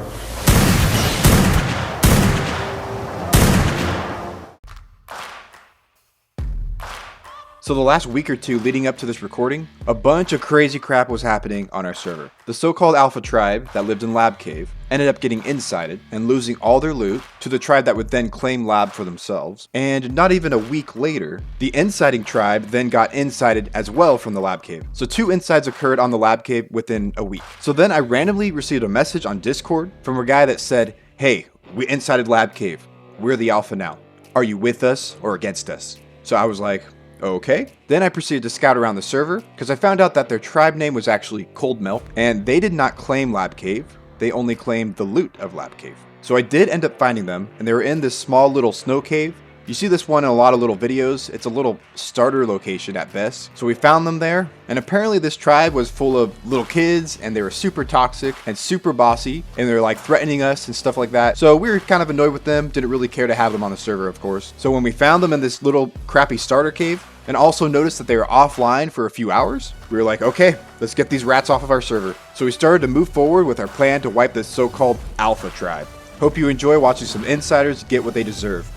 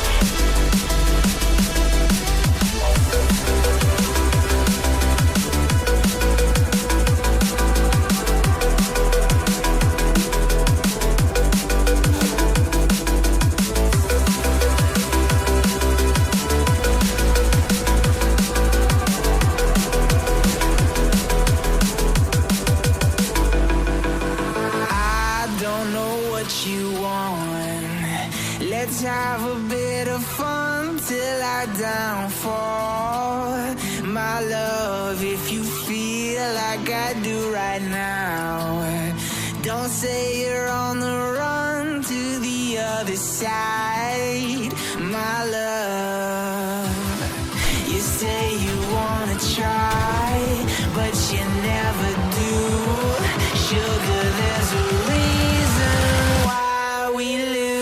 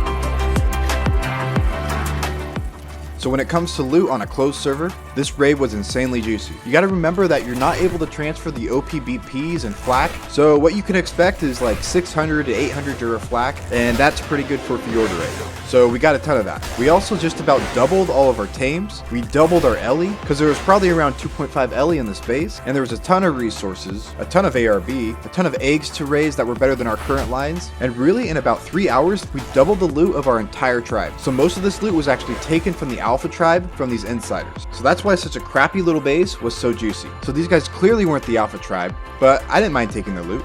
Nothing like wiping a bunch of toxic kids and insiders.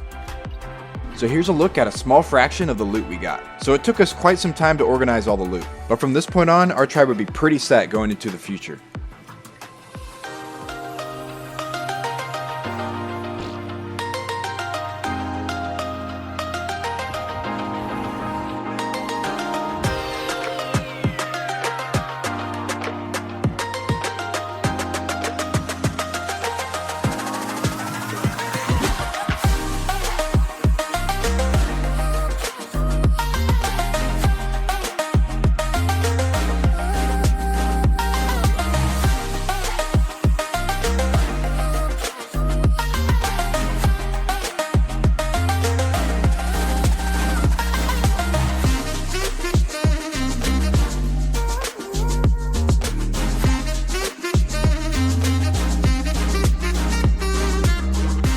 Even though we got a ton of element from the raid, we could really never have enough. We wanted to cap all our tech turrets with shards, and also put up more turrets around the outside of our base. So since the main element cave was still claimed, we had to grind really hard for it. And during the event, one of the best ways was to farm up the charge node cave, which has a bunch of element rocks, similar to what you see in Lunar on Gen 1. So on smalls during an event, you could get about 100 LE in 10 minutes. So that wasn't too bad, but it took a bit of a grind. So you just whip out a mining drill, and if you have a tech suit, it makes it a lot easier. And of course, you can just use your hawk to hawk everything back to base when you're done. After having obtained an incredible amount of loot from the raid, we had what we needed to extend our defenses. So we started beefing up our shanties on each side of the bridge, right in front of our cave. This was really a large area, and if we had the ability to block it off, we could have a good use of the space in the future. At this point in the series, we finally got some good news. The devs finally did a rework on all the element spawns, so that now instead of having Ellie in just one cave, you can now find element nodes spawning at around 8 different locations. This was actually a great way to finally balance the map and make it so that element is accessible to not just one, but many tribes, as long as you're strong enough to claim one of the element spawn locations. And that's exactly what we're gonna do. As soon as we heard the news about the element spawn changes, a few of us went straight into scouting around in order to find the best way for us to get element. A few of the element caves were actually already claimed, but we were lucky to find that one element cave was actually open, and that cave happened to be Mount Doom Cave. In this specific cave, there's element that spawns on either side of the lava, kinda close to the entrance. It's only a 1 entrance cave, so we thought we might as well claim it so that we get that consistent access to Ellie. Searching for greatness in a sea of the dying and shameless, a sea of the aimless. I don't wanna be one of the nameless. I'ma wake up with the mindset that one day I'm gonna make it, and I don't think I'll be fine if I don't break my limitations. Don't try to stop me, I exist to write my own story. I'll make a decision if I want some peace or if I want the glory. Yeah, don't want a life that is complacent or possibly boring. I just want a life that is worth every day exploring. My whole life I just wanted someone who would notice me. My whole life I just wanted to be somebody to be. Yeah, I just wanna be great. Yeah, I just wanna be great. Yeah, I just wanna be great. Yeah, yeah, I just wanna be great. Yeah, I just wanna be great. Yeah, I just wanna be great. Yeah,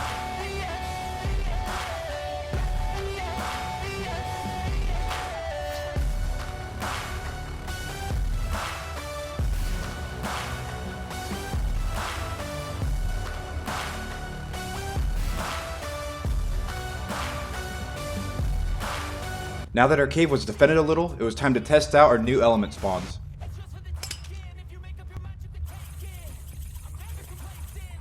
Since Striders were not yet able to be transferred in, our best bet was to farm with some decent imprinted Ankies, with mate boost, and also with Beauty buff. During an Evo event, it wasn't too difficult to get 50 Ellie on each side, for a total of 100 Ellie per run, but with all the buffs applied, it wasn't too hard to get 200 Ellie. A bummer about these spawns is that they actually take about an hour and 45 minutes before they respawn again. So you couldn't go too crazy on element because of that restriction, but this totally wrecks the other methods we had for farming Ellie, which was mostly mini bosses. So after claiming this, we were super stoked to have it.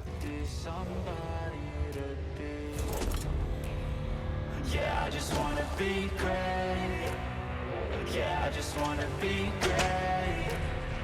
Yeah, I just wanna be great. Yeah, yeah, I just wanna be great. Yeah, I just wanna be great. Alright, I think you guys get the point with the element stuff. Let's get on to some more fun stuff we did. So we found a little base near our element cave, and decided to go get some PvP and a raid.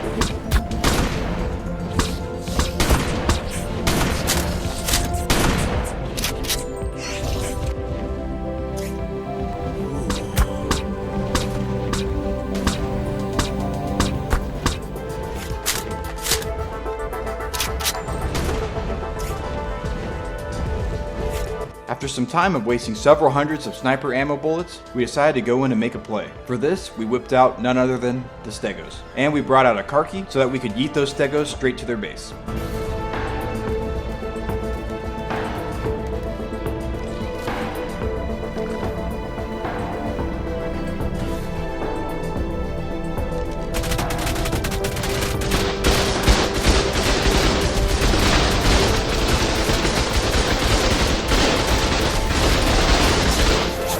And our first attempt didn't go too well, since our enemy was online and was able to net my stego right away because we had taken too long to throw the stego and our pre-nets have worn off. But surely we go again with attempt number 2.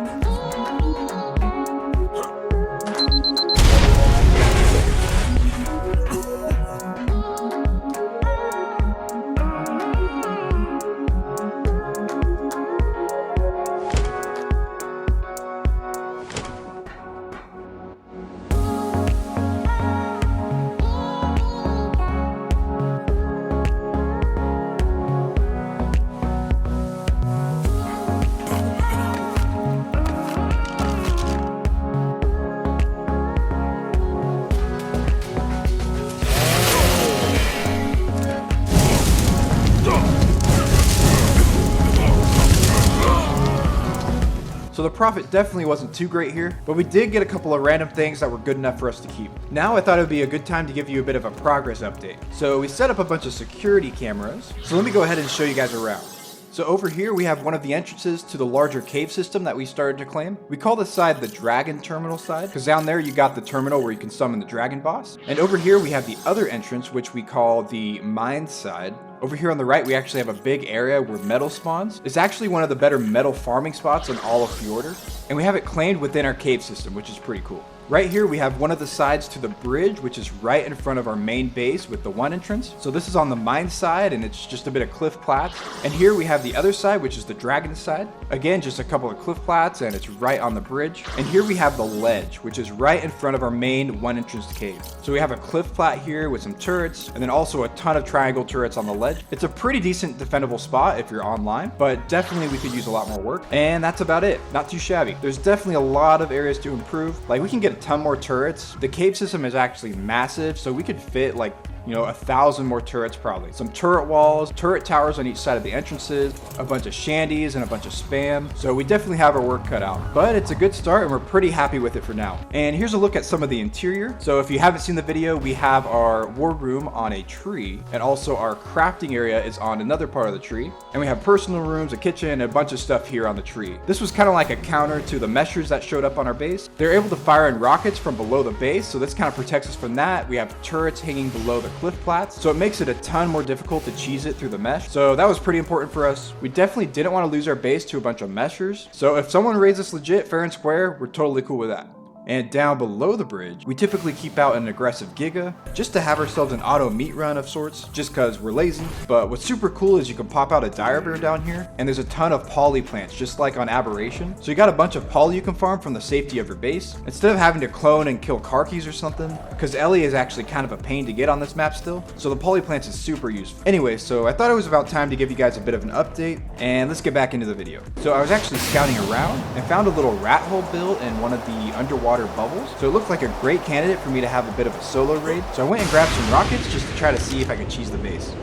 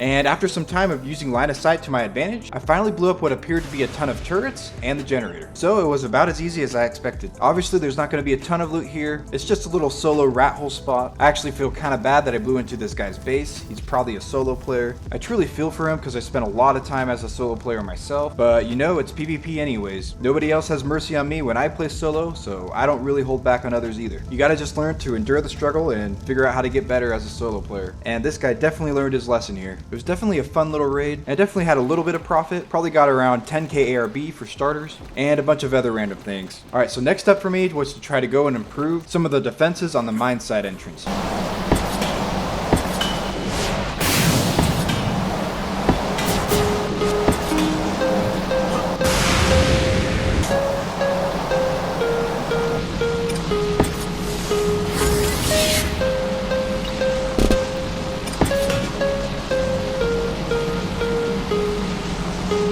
Alright, now that those defenses are looking a bit better, why don't we go ahead and end the episode off with one more little raid.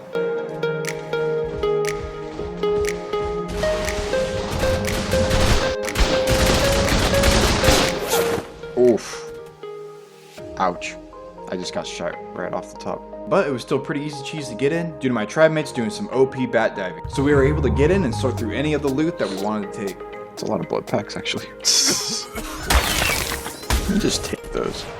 It's gonna cap me with loot, honestly.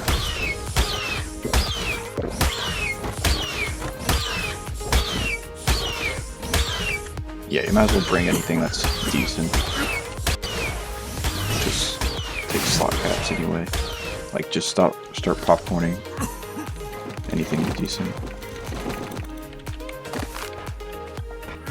Yeah, I'm gonna take the spark and stuff.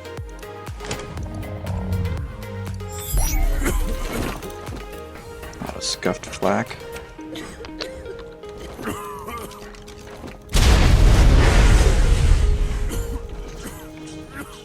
Spy glasses. Yes, big loot, man. So important.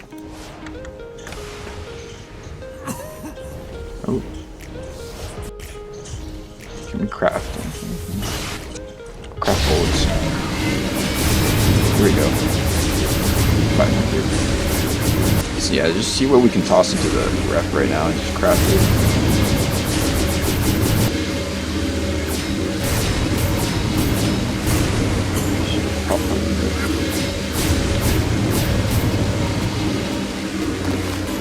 think that's it.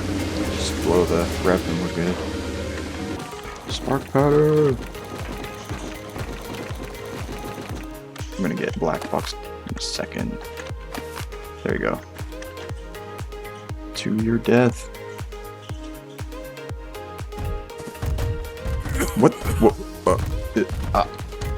What? I just landed on my bare feet and I'm fine. I literally jumped from the sky border and landed on my feet. And no damage. What? That's crazy. Here's Johnny. Here's Johnny. Here's Johnny. Here's Johnny. What? Anyway, sorry about that. Let's move on into the video.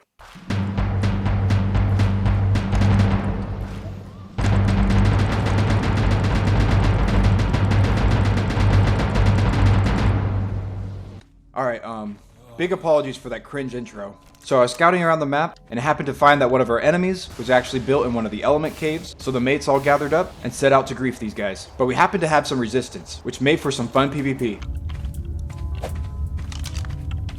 Let me try to soak a bit with these turtles.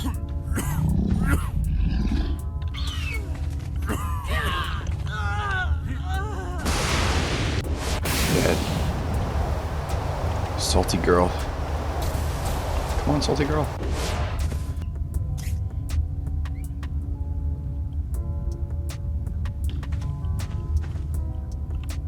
One on the left side.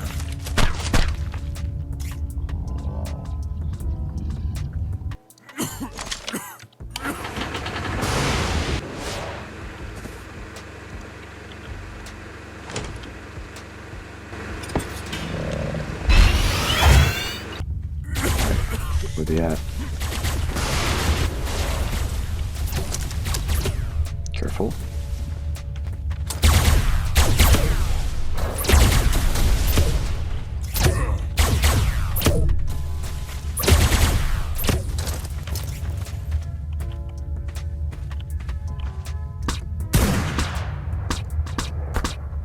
Hit him twice.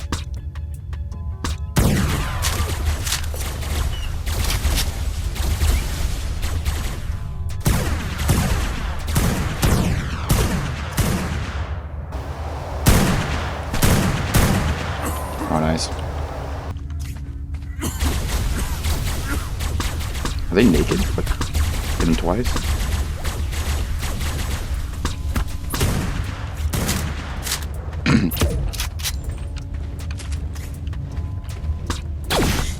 Got him. Shoulder cannon doing work.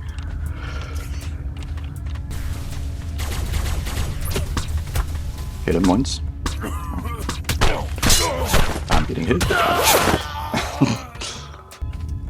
Oh yeah, I see one. Right side ish. Left side. Naked. Hit one. Nice. It's a hawk. Oh man.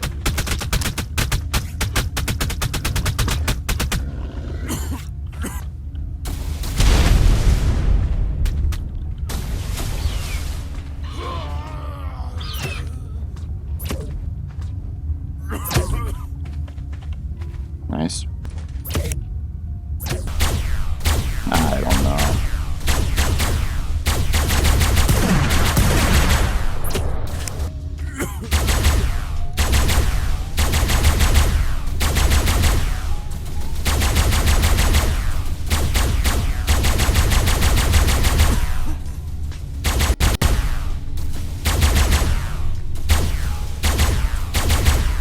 It's not doing any damage. Makes no sense. It's a cave, man.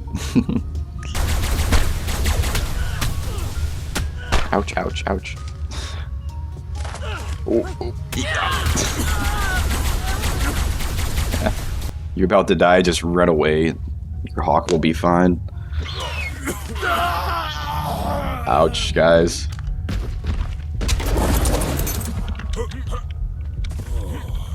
Get me out of here. Get me out of here. Got stuck in the tail.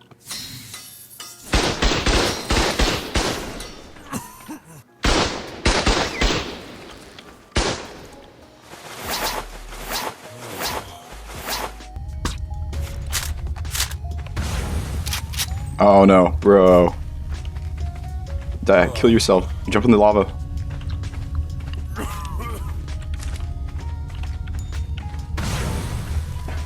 After some good times PvPing with them, we ended up with just 3 of us versus 3 of them online defending. So we didn't like those odds, and they were able to push us out quite a bit, so we had to cut our losses, pack up, and go. Now it's time to get back to work building some extra defenses for our cave entrance.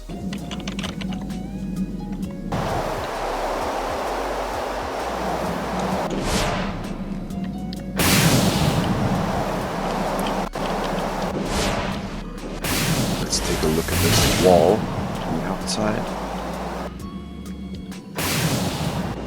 Yeah. Pretty nice. The big one? It's a nice big one. It is. Intimidating.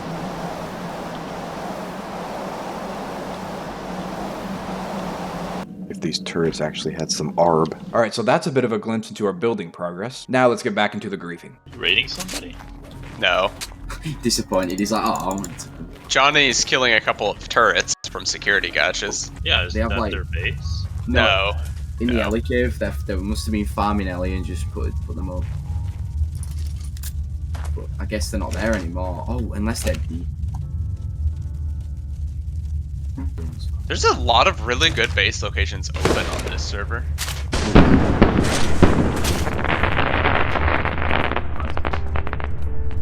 Let's go, epic, man.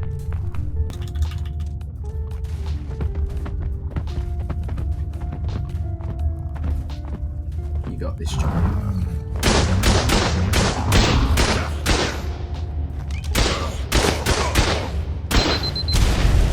Easy peasy. Check the things though, I bet you they've been charging stuff. Oh, rip. They just forgot to pick up their turrets, yeah. Later on, we found that the same enemy tribe was actually farming out in the Lunar Cave, which is probably the best spot to farm metal in all of Fjordur. So we couldn't have that. We had to go and grief them. You ready to meet run them? Let's sneak up. I'm gonna pop it right on them. Okay. Oh no. Sim. Try to stun them off if you can. It's unaggressive. He has a saddle.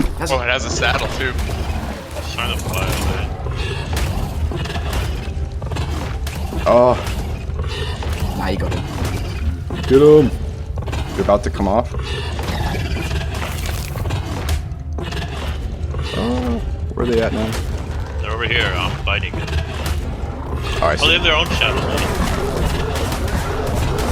The other shadow is stuck. Nice, man. They're trying to run away.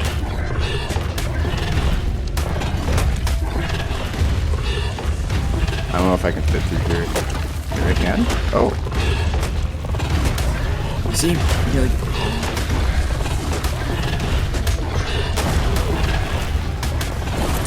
Oh no, got dismounted.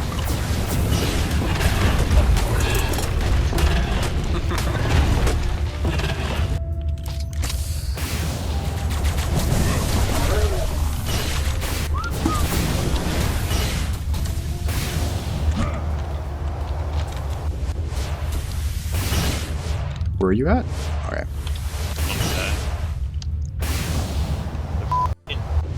your shoulder cannon should get him there.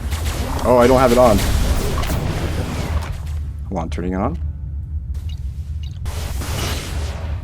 You can't med brew in the air.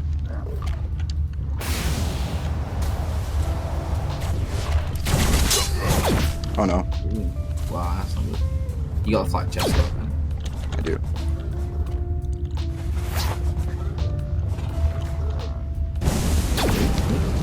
He's gonna die.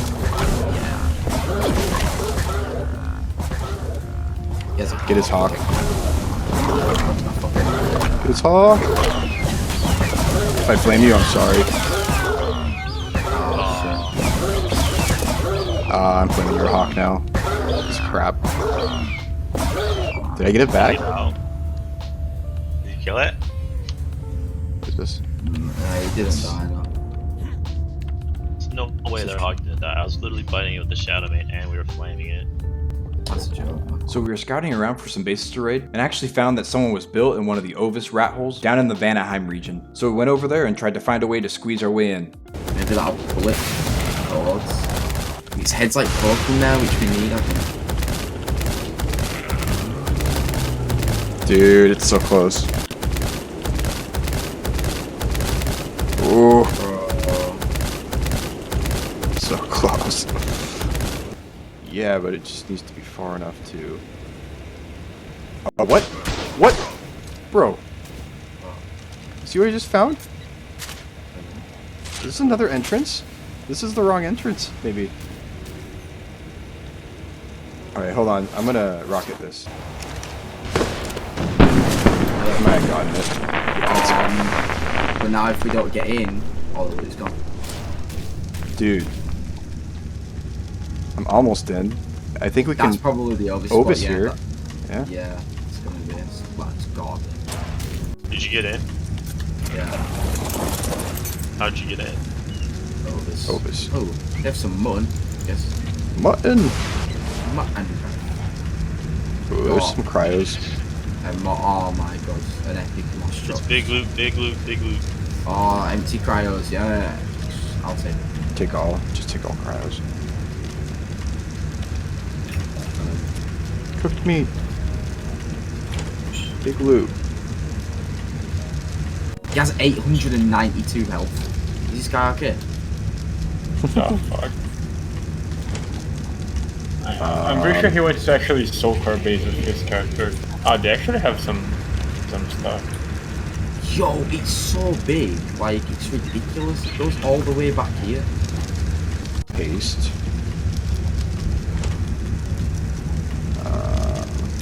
This is such a nice solo route to have. Like, it's really nice. It's very nice.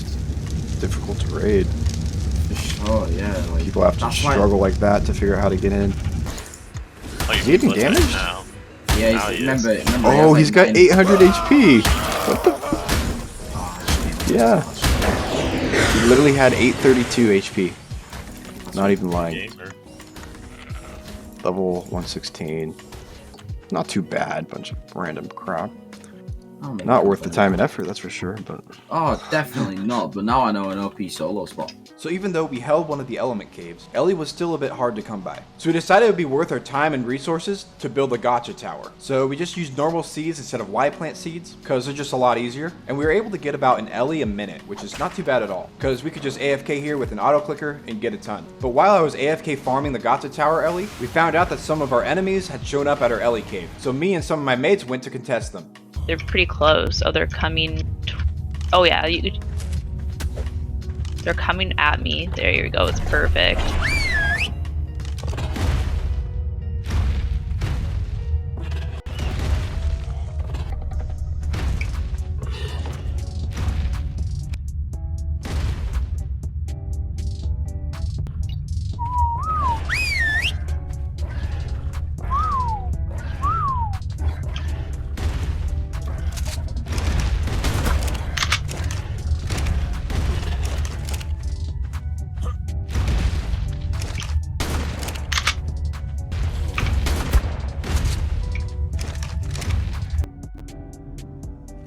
Okay, grab some more deloads.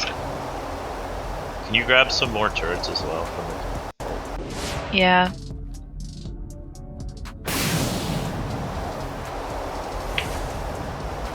Oh, that's good.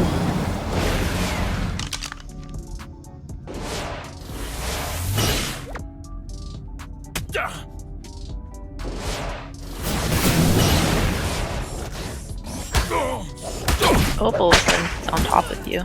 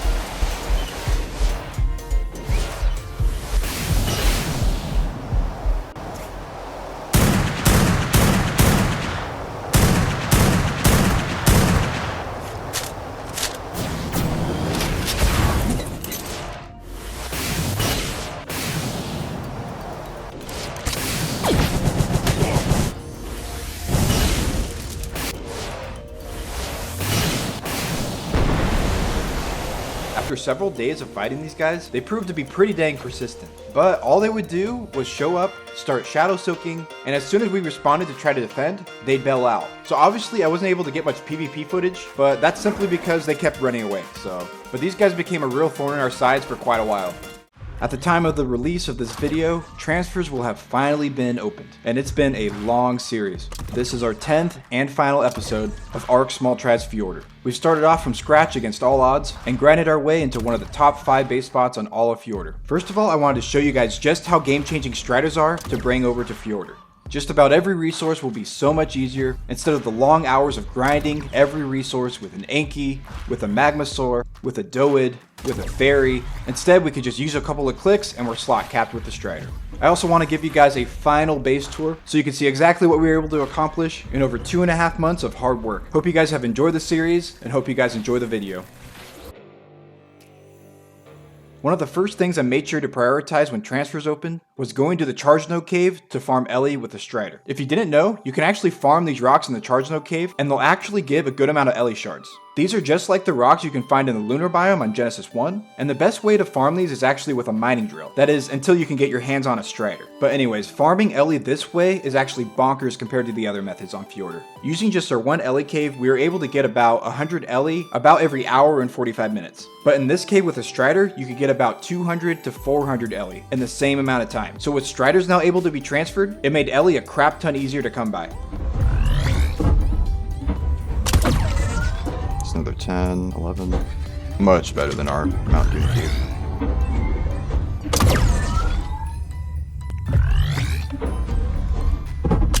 This caps quickly, just like Lunar.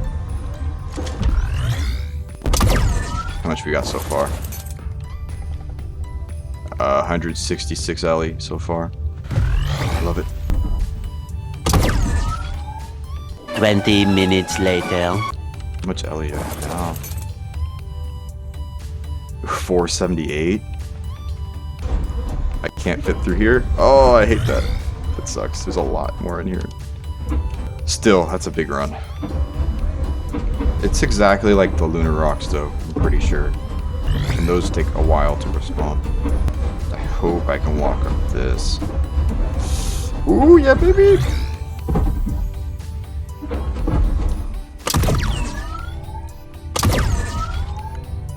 Will end up being like 600 or so, probably. He grabbed the Ellie from my daddy, so I can't count it anymore, so. It's like triple what we get Mount Doom. Yeah, it's chill, but it takes longer, I'd say. That's for sure. Alright guys, so here's our final base tour. We've been in here for 2 months with a ton of ups and downs. Many tribe mates came and went, but this is what we have to show for. So I'm at one of the main entrances here, and we got a TP going and a 1x tower. We got attacked here not too long ago, so I had to put up something quick. So we're not super good on Ellie on this map. It's a bit of a pain to get Ellie currently, so not quite able to cap everything, but there's a good amount in each. Around half capped on most of the turrets. Not too bad of a tower here. Like I said, it's 1 times, and it helps defend this entrance here quite a bit. So here's a look around. We got a massive amount of spam going. We just went bonkers on this stuff, man. Probably a bit overkill, but a bunch of spikes and dino gates, cliff plats. We went really far with it, that's for sure. So you want to drop a fob here, you'll have to clear quite a good amount of spam. It's also quite close to the Labyrinth Cave. Labyrinth Cave is right down there, so still have spam right over here. It just goes on forever, man.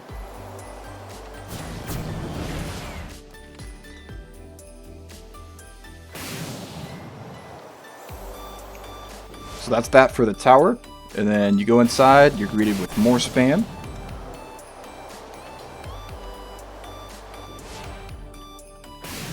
Most of this isn't rendering. Some cliff plats. And here we got our first wall.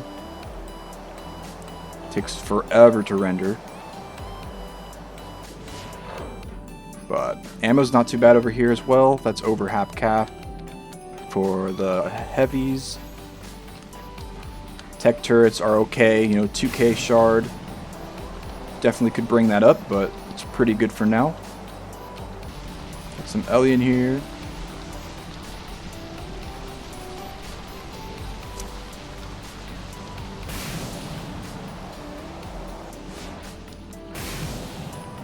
And what's quite nice is we actually have a TP right here to the Dragon terminal.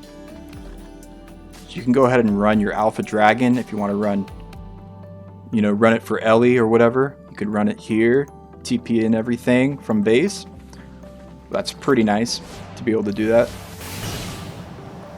So there's that side. Then once you go in here, you come to the main area, which has a bridge. And we got a bunch of cliff plats here with a ton of turrets.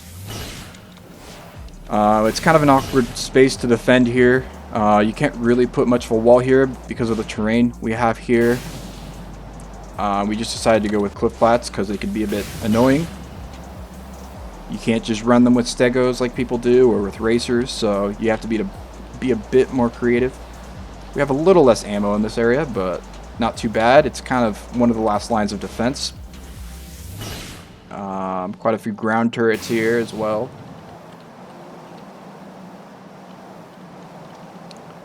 And then you can see over there is the other side with similar defenses. And then right here we actually have our gotcha tower.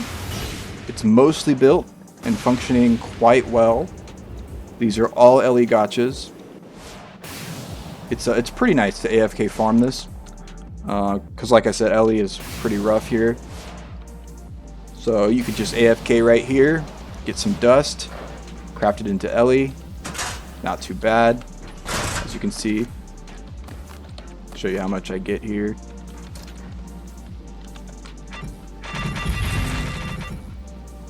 So there was 3 LE just from rendering it for a few minutes there. But I mean, you AFK here every 10 minutes, you'll get around 5 LE maybe. So not too shabby at all. You see it dropping down, nice and easy. There's some room to expand a bit more. There's some weirdness with foundation support. That's why this is here. And this is the other side. So as you can see, we got a bit of a turret wall here around this entrance. And then we have some pretty fat shanties on both sides here. So what ammo looks like, 2k shards. Decent amount of ARB. Not too bad. Again, it's kind of one of the last lines of defense here. And this is the other side. So right here we've got another turret wall for this side of the entrances. Quite low on shards right now, but we got the shards to fill them up at the moment. We just need to go ahead and do that. This is probably our newest wall, I would say. So, not too shabby here.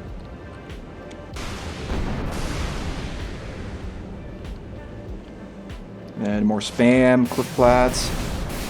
And this gets into a massive area. So right here, you can do some breeding in this little pond. So we got Tusos here, we got Bassies here. You can fit quite a few. It's not a massive amount of space, but it could fit the biggest creatures, so that's pretty nice. As you can see, there's a ton of space, man. You will not run out of space if you hold this entire cave system. So this is another interesting little room we're not really taking advantage of currently, but it's got one entrance to this pretty big space. This could make a nice war room or something, but got a little entrance here. Pretty easy to put a turret wall there and block that off if you wanted. And over here we have the mines. So there's a ton of metal in here. It's one of the best metal spots on the map, that's for sure. It might actually be the best spot. So you can farm this. With a Strider, you could probably get a slot cap of metal pretty quick. So depending on the rates, small tribes could get a slot cap pretty easy there. And over here, this is the other part of the entrance. This side is it's one entrance. This is the way into this massive area. And then of course we got our turret wall, which is rendering in. Pretty decent on ammo here as well. 3k shards or so, 2k 2k ARB or more. Not too shabby here. We have 100 turrets going. Got a decent little cage around it on the top as well. Not too bad. Some velos going. And you got your fence supports and your spikes just for some annoying spam they have to blow up. And then you continue with spam here and it goes quite far. More spam, cliff plats. A lot of space here. If you really wanted to claim this, you could. You could keep pushing out more defenses and you don't run out of space if you keep going. So this is the other main entrance into the massive cave system. This is weird to defend here because of these stupid pillars here. And right out here we got some spam because all of this is 6 times. Most of this area you can't really place a 1x tower here, which is kind of a pain. But that's what this looks like from this entrance.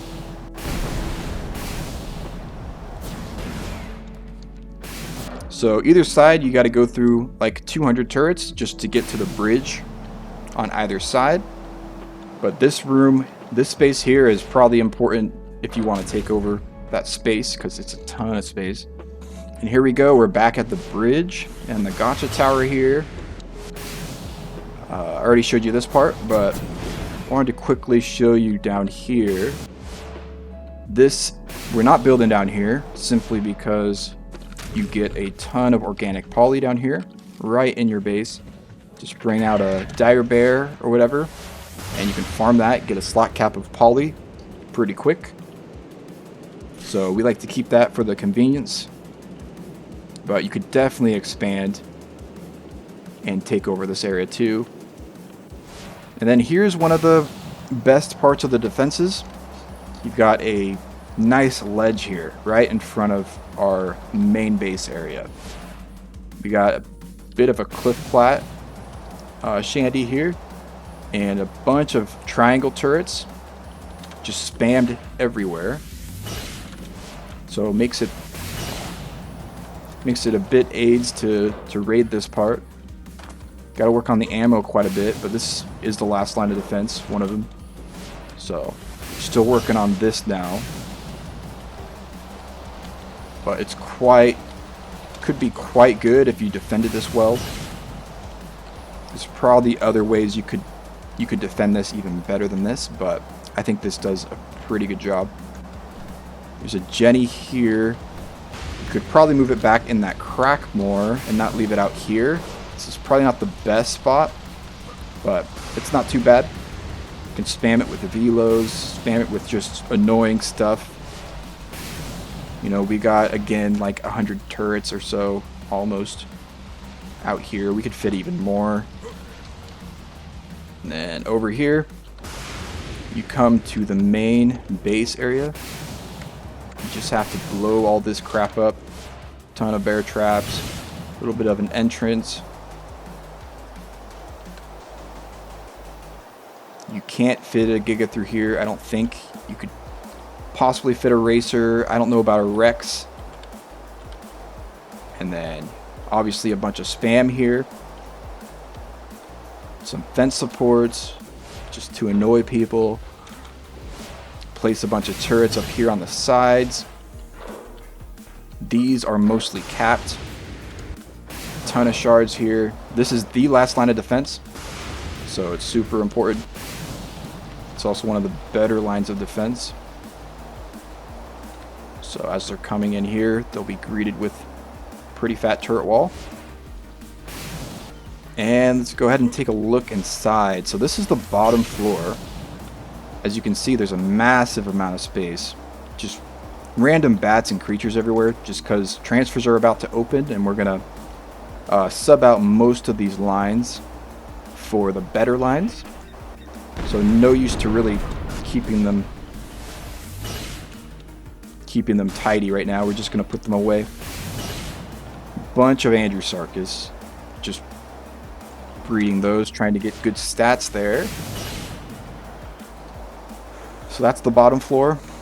Over here you got some Indie Forge going. And you can definitely expand this a bit more. Get a few more Indie Forges. Even, you know, make another floor for some Indie Forges.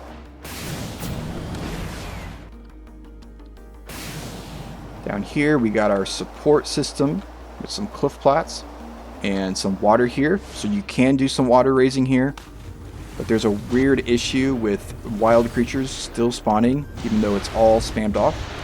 So you put things here, then wild creatures will kind of wreck them, wreck all your babies that you're raising, so you gotta watch out for that. Now let's go up to the second floor here. We got another TP to the second floor, ton of breeding space.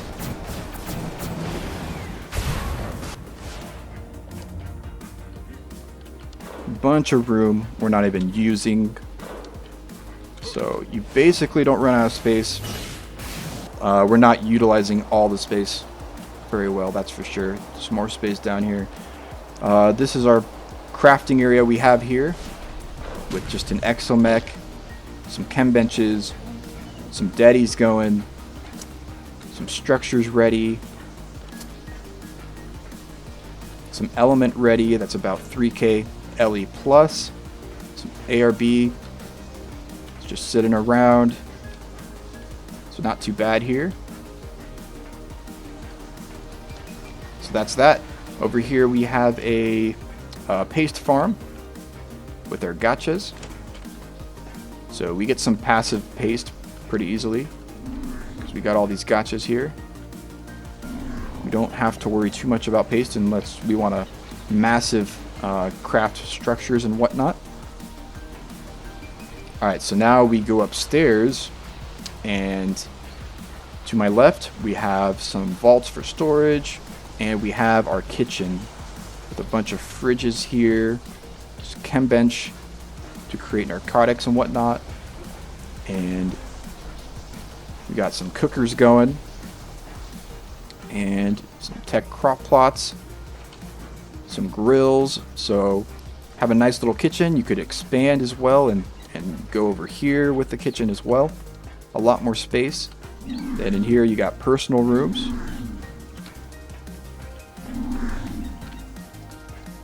There you go. Here we have my personal room. Right there. There we go. And then these are some dump vaults right here.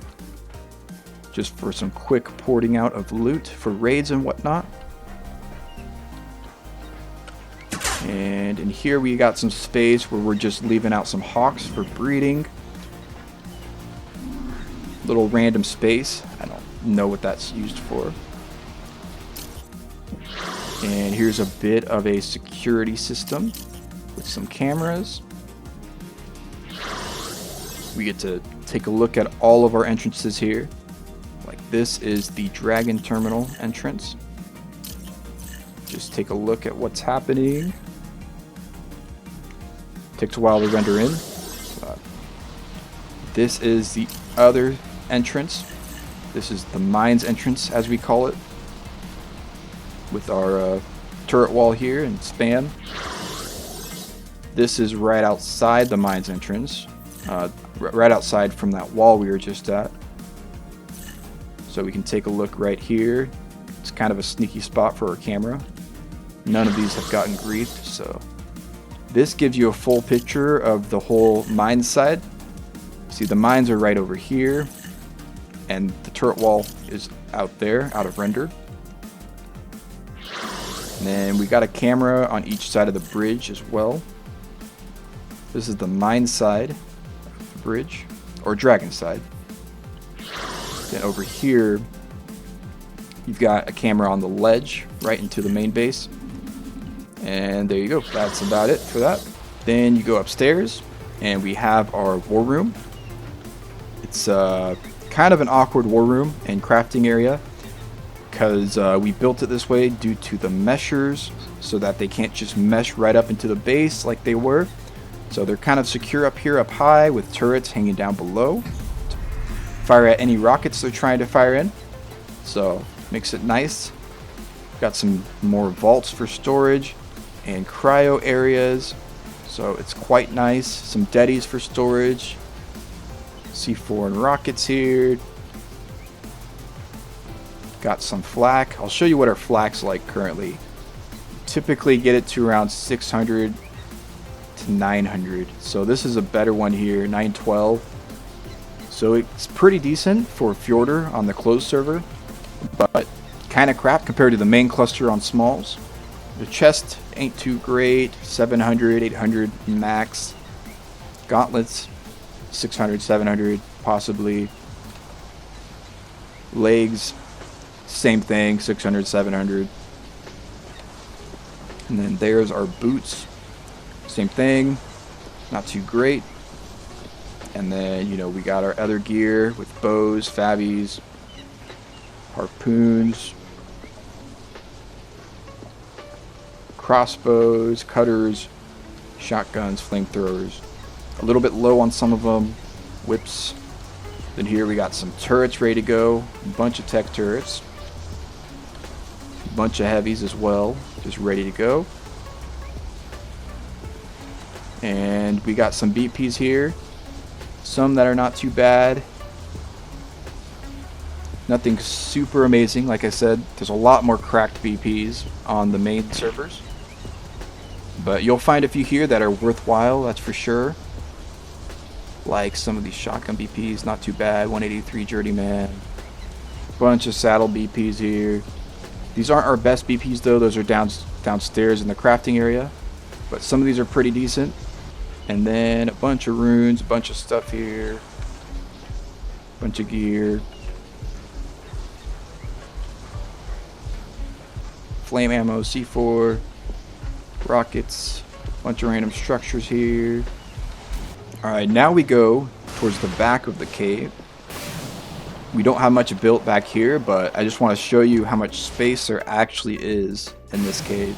Because it's actually bonkers. We used to have a smaller gotcha tower out here, but we determined it wasn't really worth keeping. But there it is, a bunch more space here to expand into. And this is the very back of the cave here. A little smaller entrance here as well.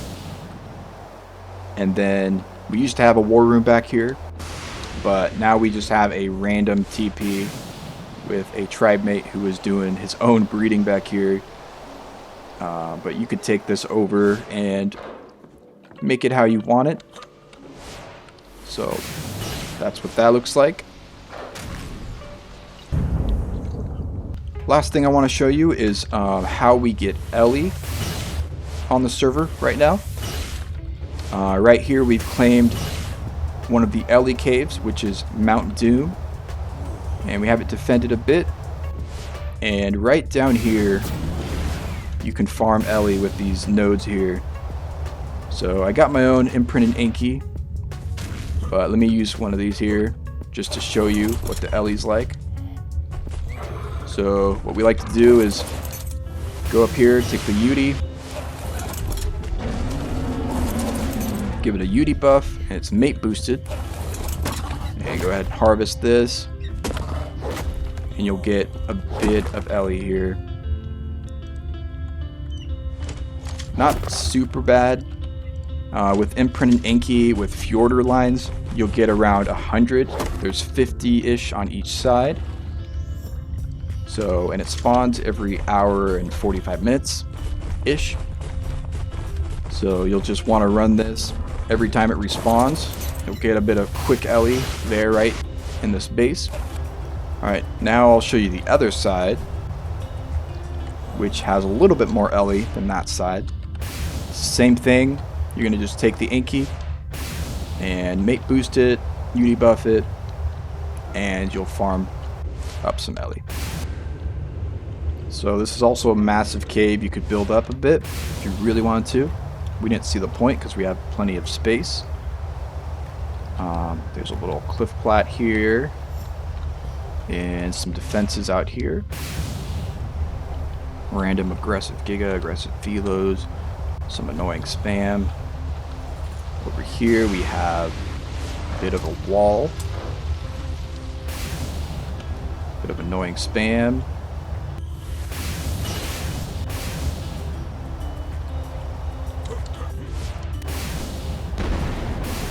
So this is nice to have just for the easy Ellie. Not super defendable, not a great cave by any means, but it's just for the Ellie for the most part. And that's about it for our base tour. Hope you guys like the base. There's definitely a lot of things we could improve on, but this is where we're at with the current tribe, what we could get done. By the way, we did end up claiming Pirate Cave as well. Pretty cool cave, actually. It's got a one entrance underwater entrance, so that alone makes it pretty decent. It's not the biggest cave. There's a few pretty decent choke points, but not enough to make it super strong. I'd say at minimum, it's a really good beta spot. We had only put up like 2 different turret caps at this point, and then within a week after this, transfers open. And I will give you an honest update about the base. Most of us kind of got bored of playing Fjordur, so we transferred out a lot of our good stuff over to a different server, and the people who wanted to continue playing were able to do so on another server, another map. As for the Fjordur base, we kind of just left the rest of it there and had a massive offline timer. We basically had little to no activity on Fjordur now. People were just doing other things now, IRL things and things on the other servers. So a little less than a week after transfers opened, one of the mega tribes came through and wiped most of the server, which brings our days on Fjordur to a sad close. Anyways, it was a super fun series. Had a lot of fun playing on Fjordur release. Definitely some of my highlight moments playing Ark were experienced on this server, playing on the Fjordur release. So hope you guys enjoyed the series. If you haven't watched the previous episodes from beginning to end, I strongly encourage you. Every episode's connected to one another, so I'd say it's definitely a lot more enjoyable if you watch it from the beginning. But anyways, thanks for watching. Hope you have an awesome day. Peace.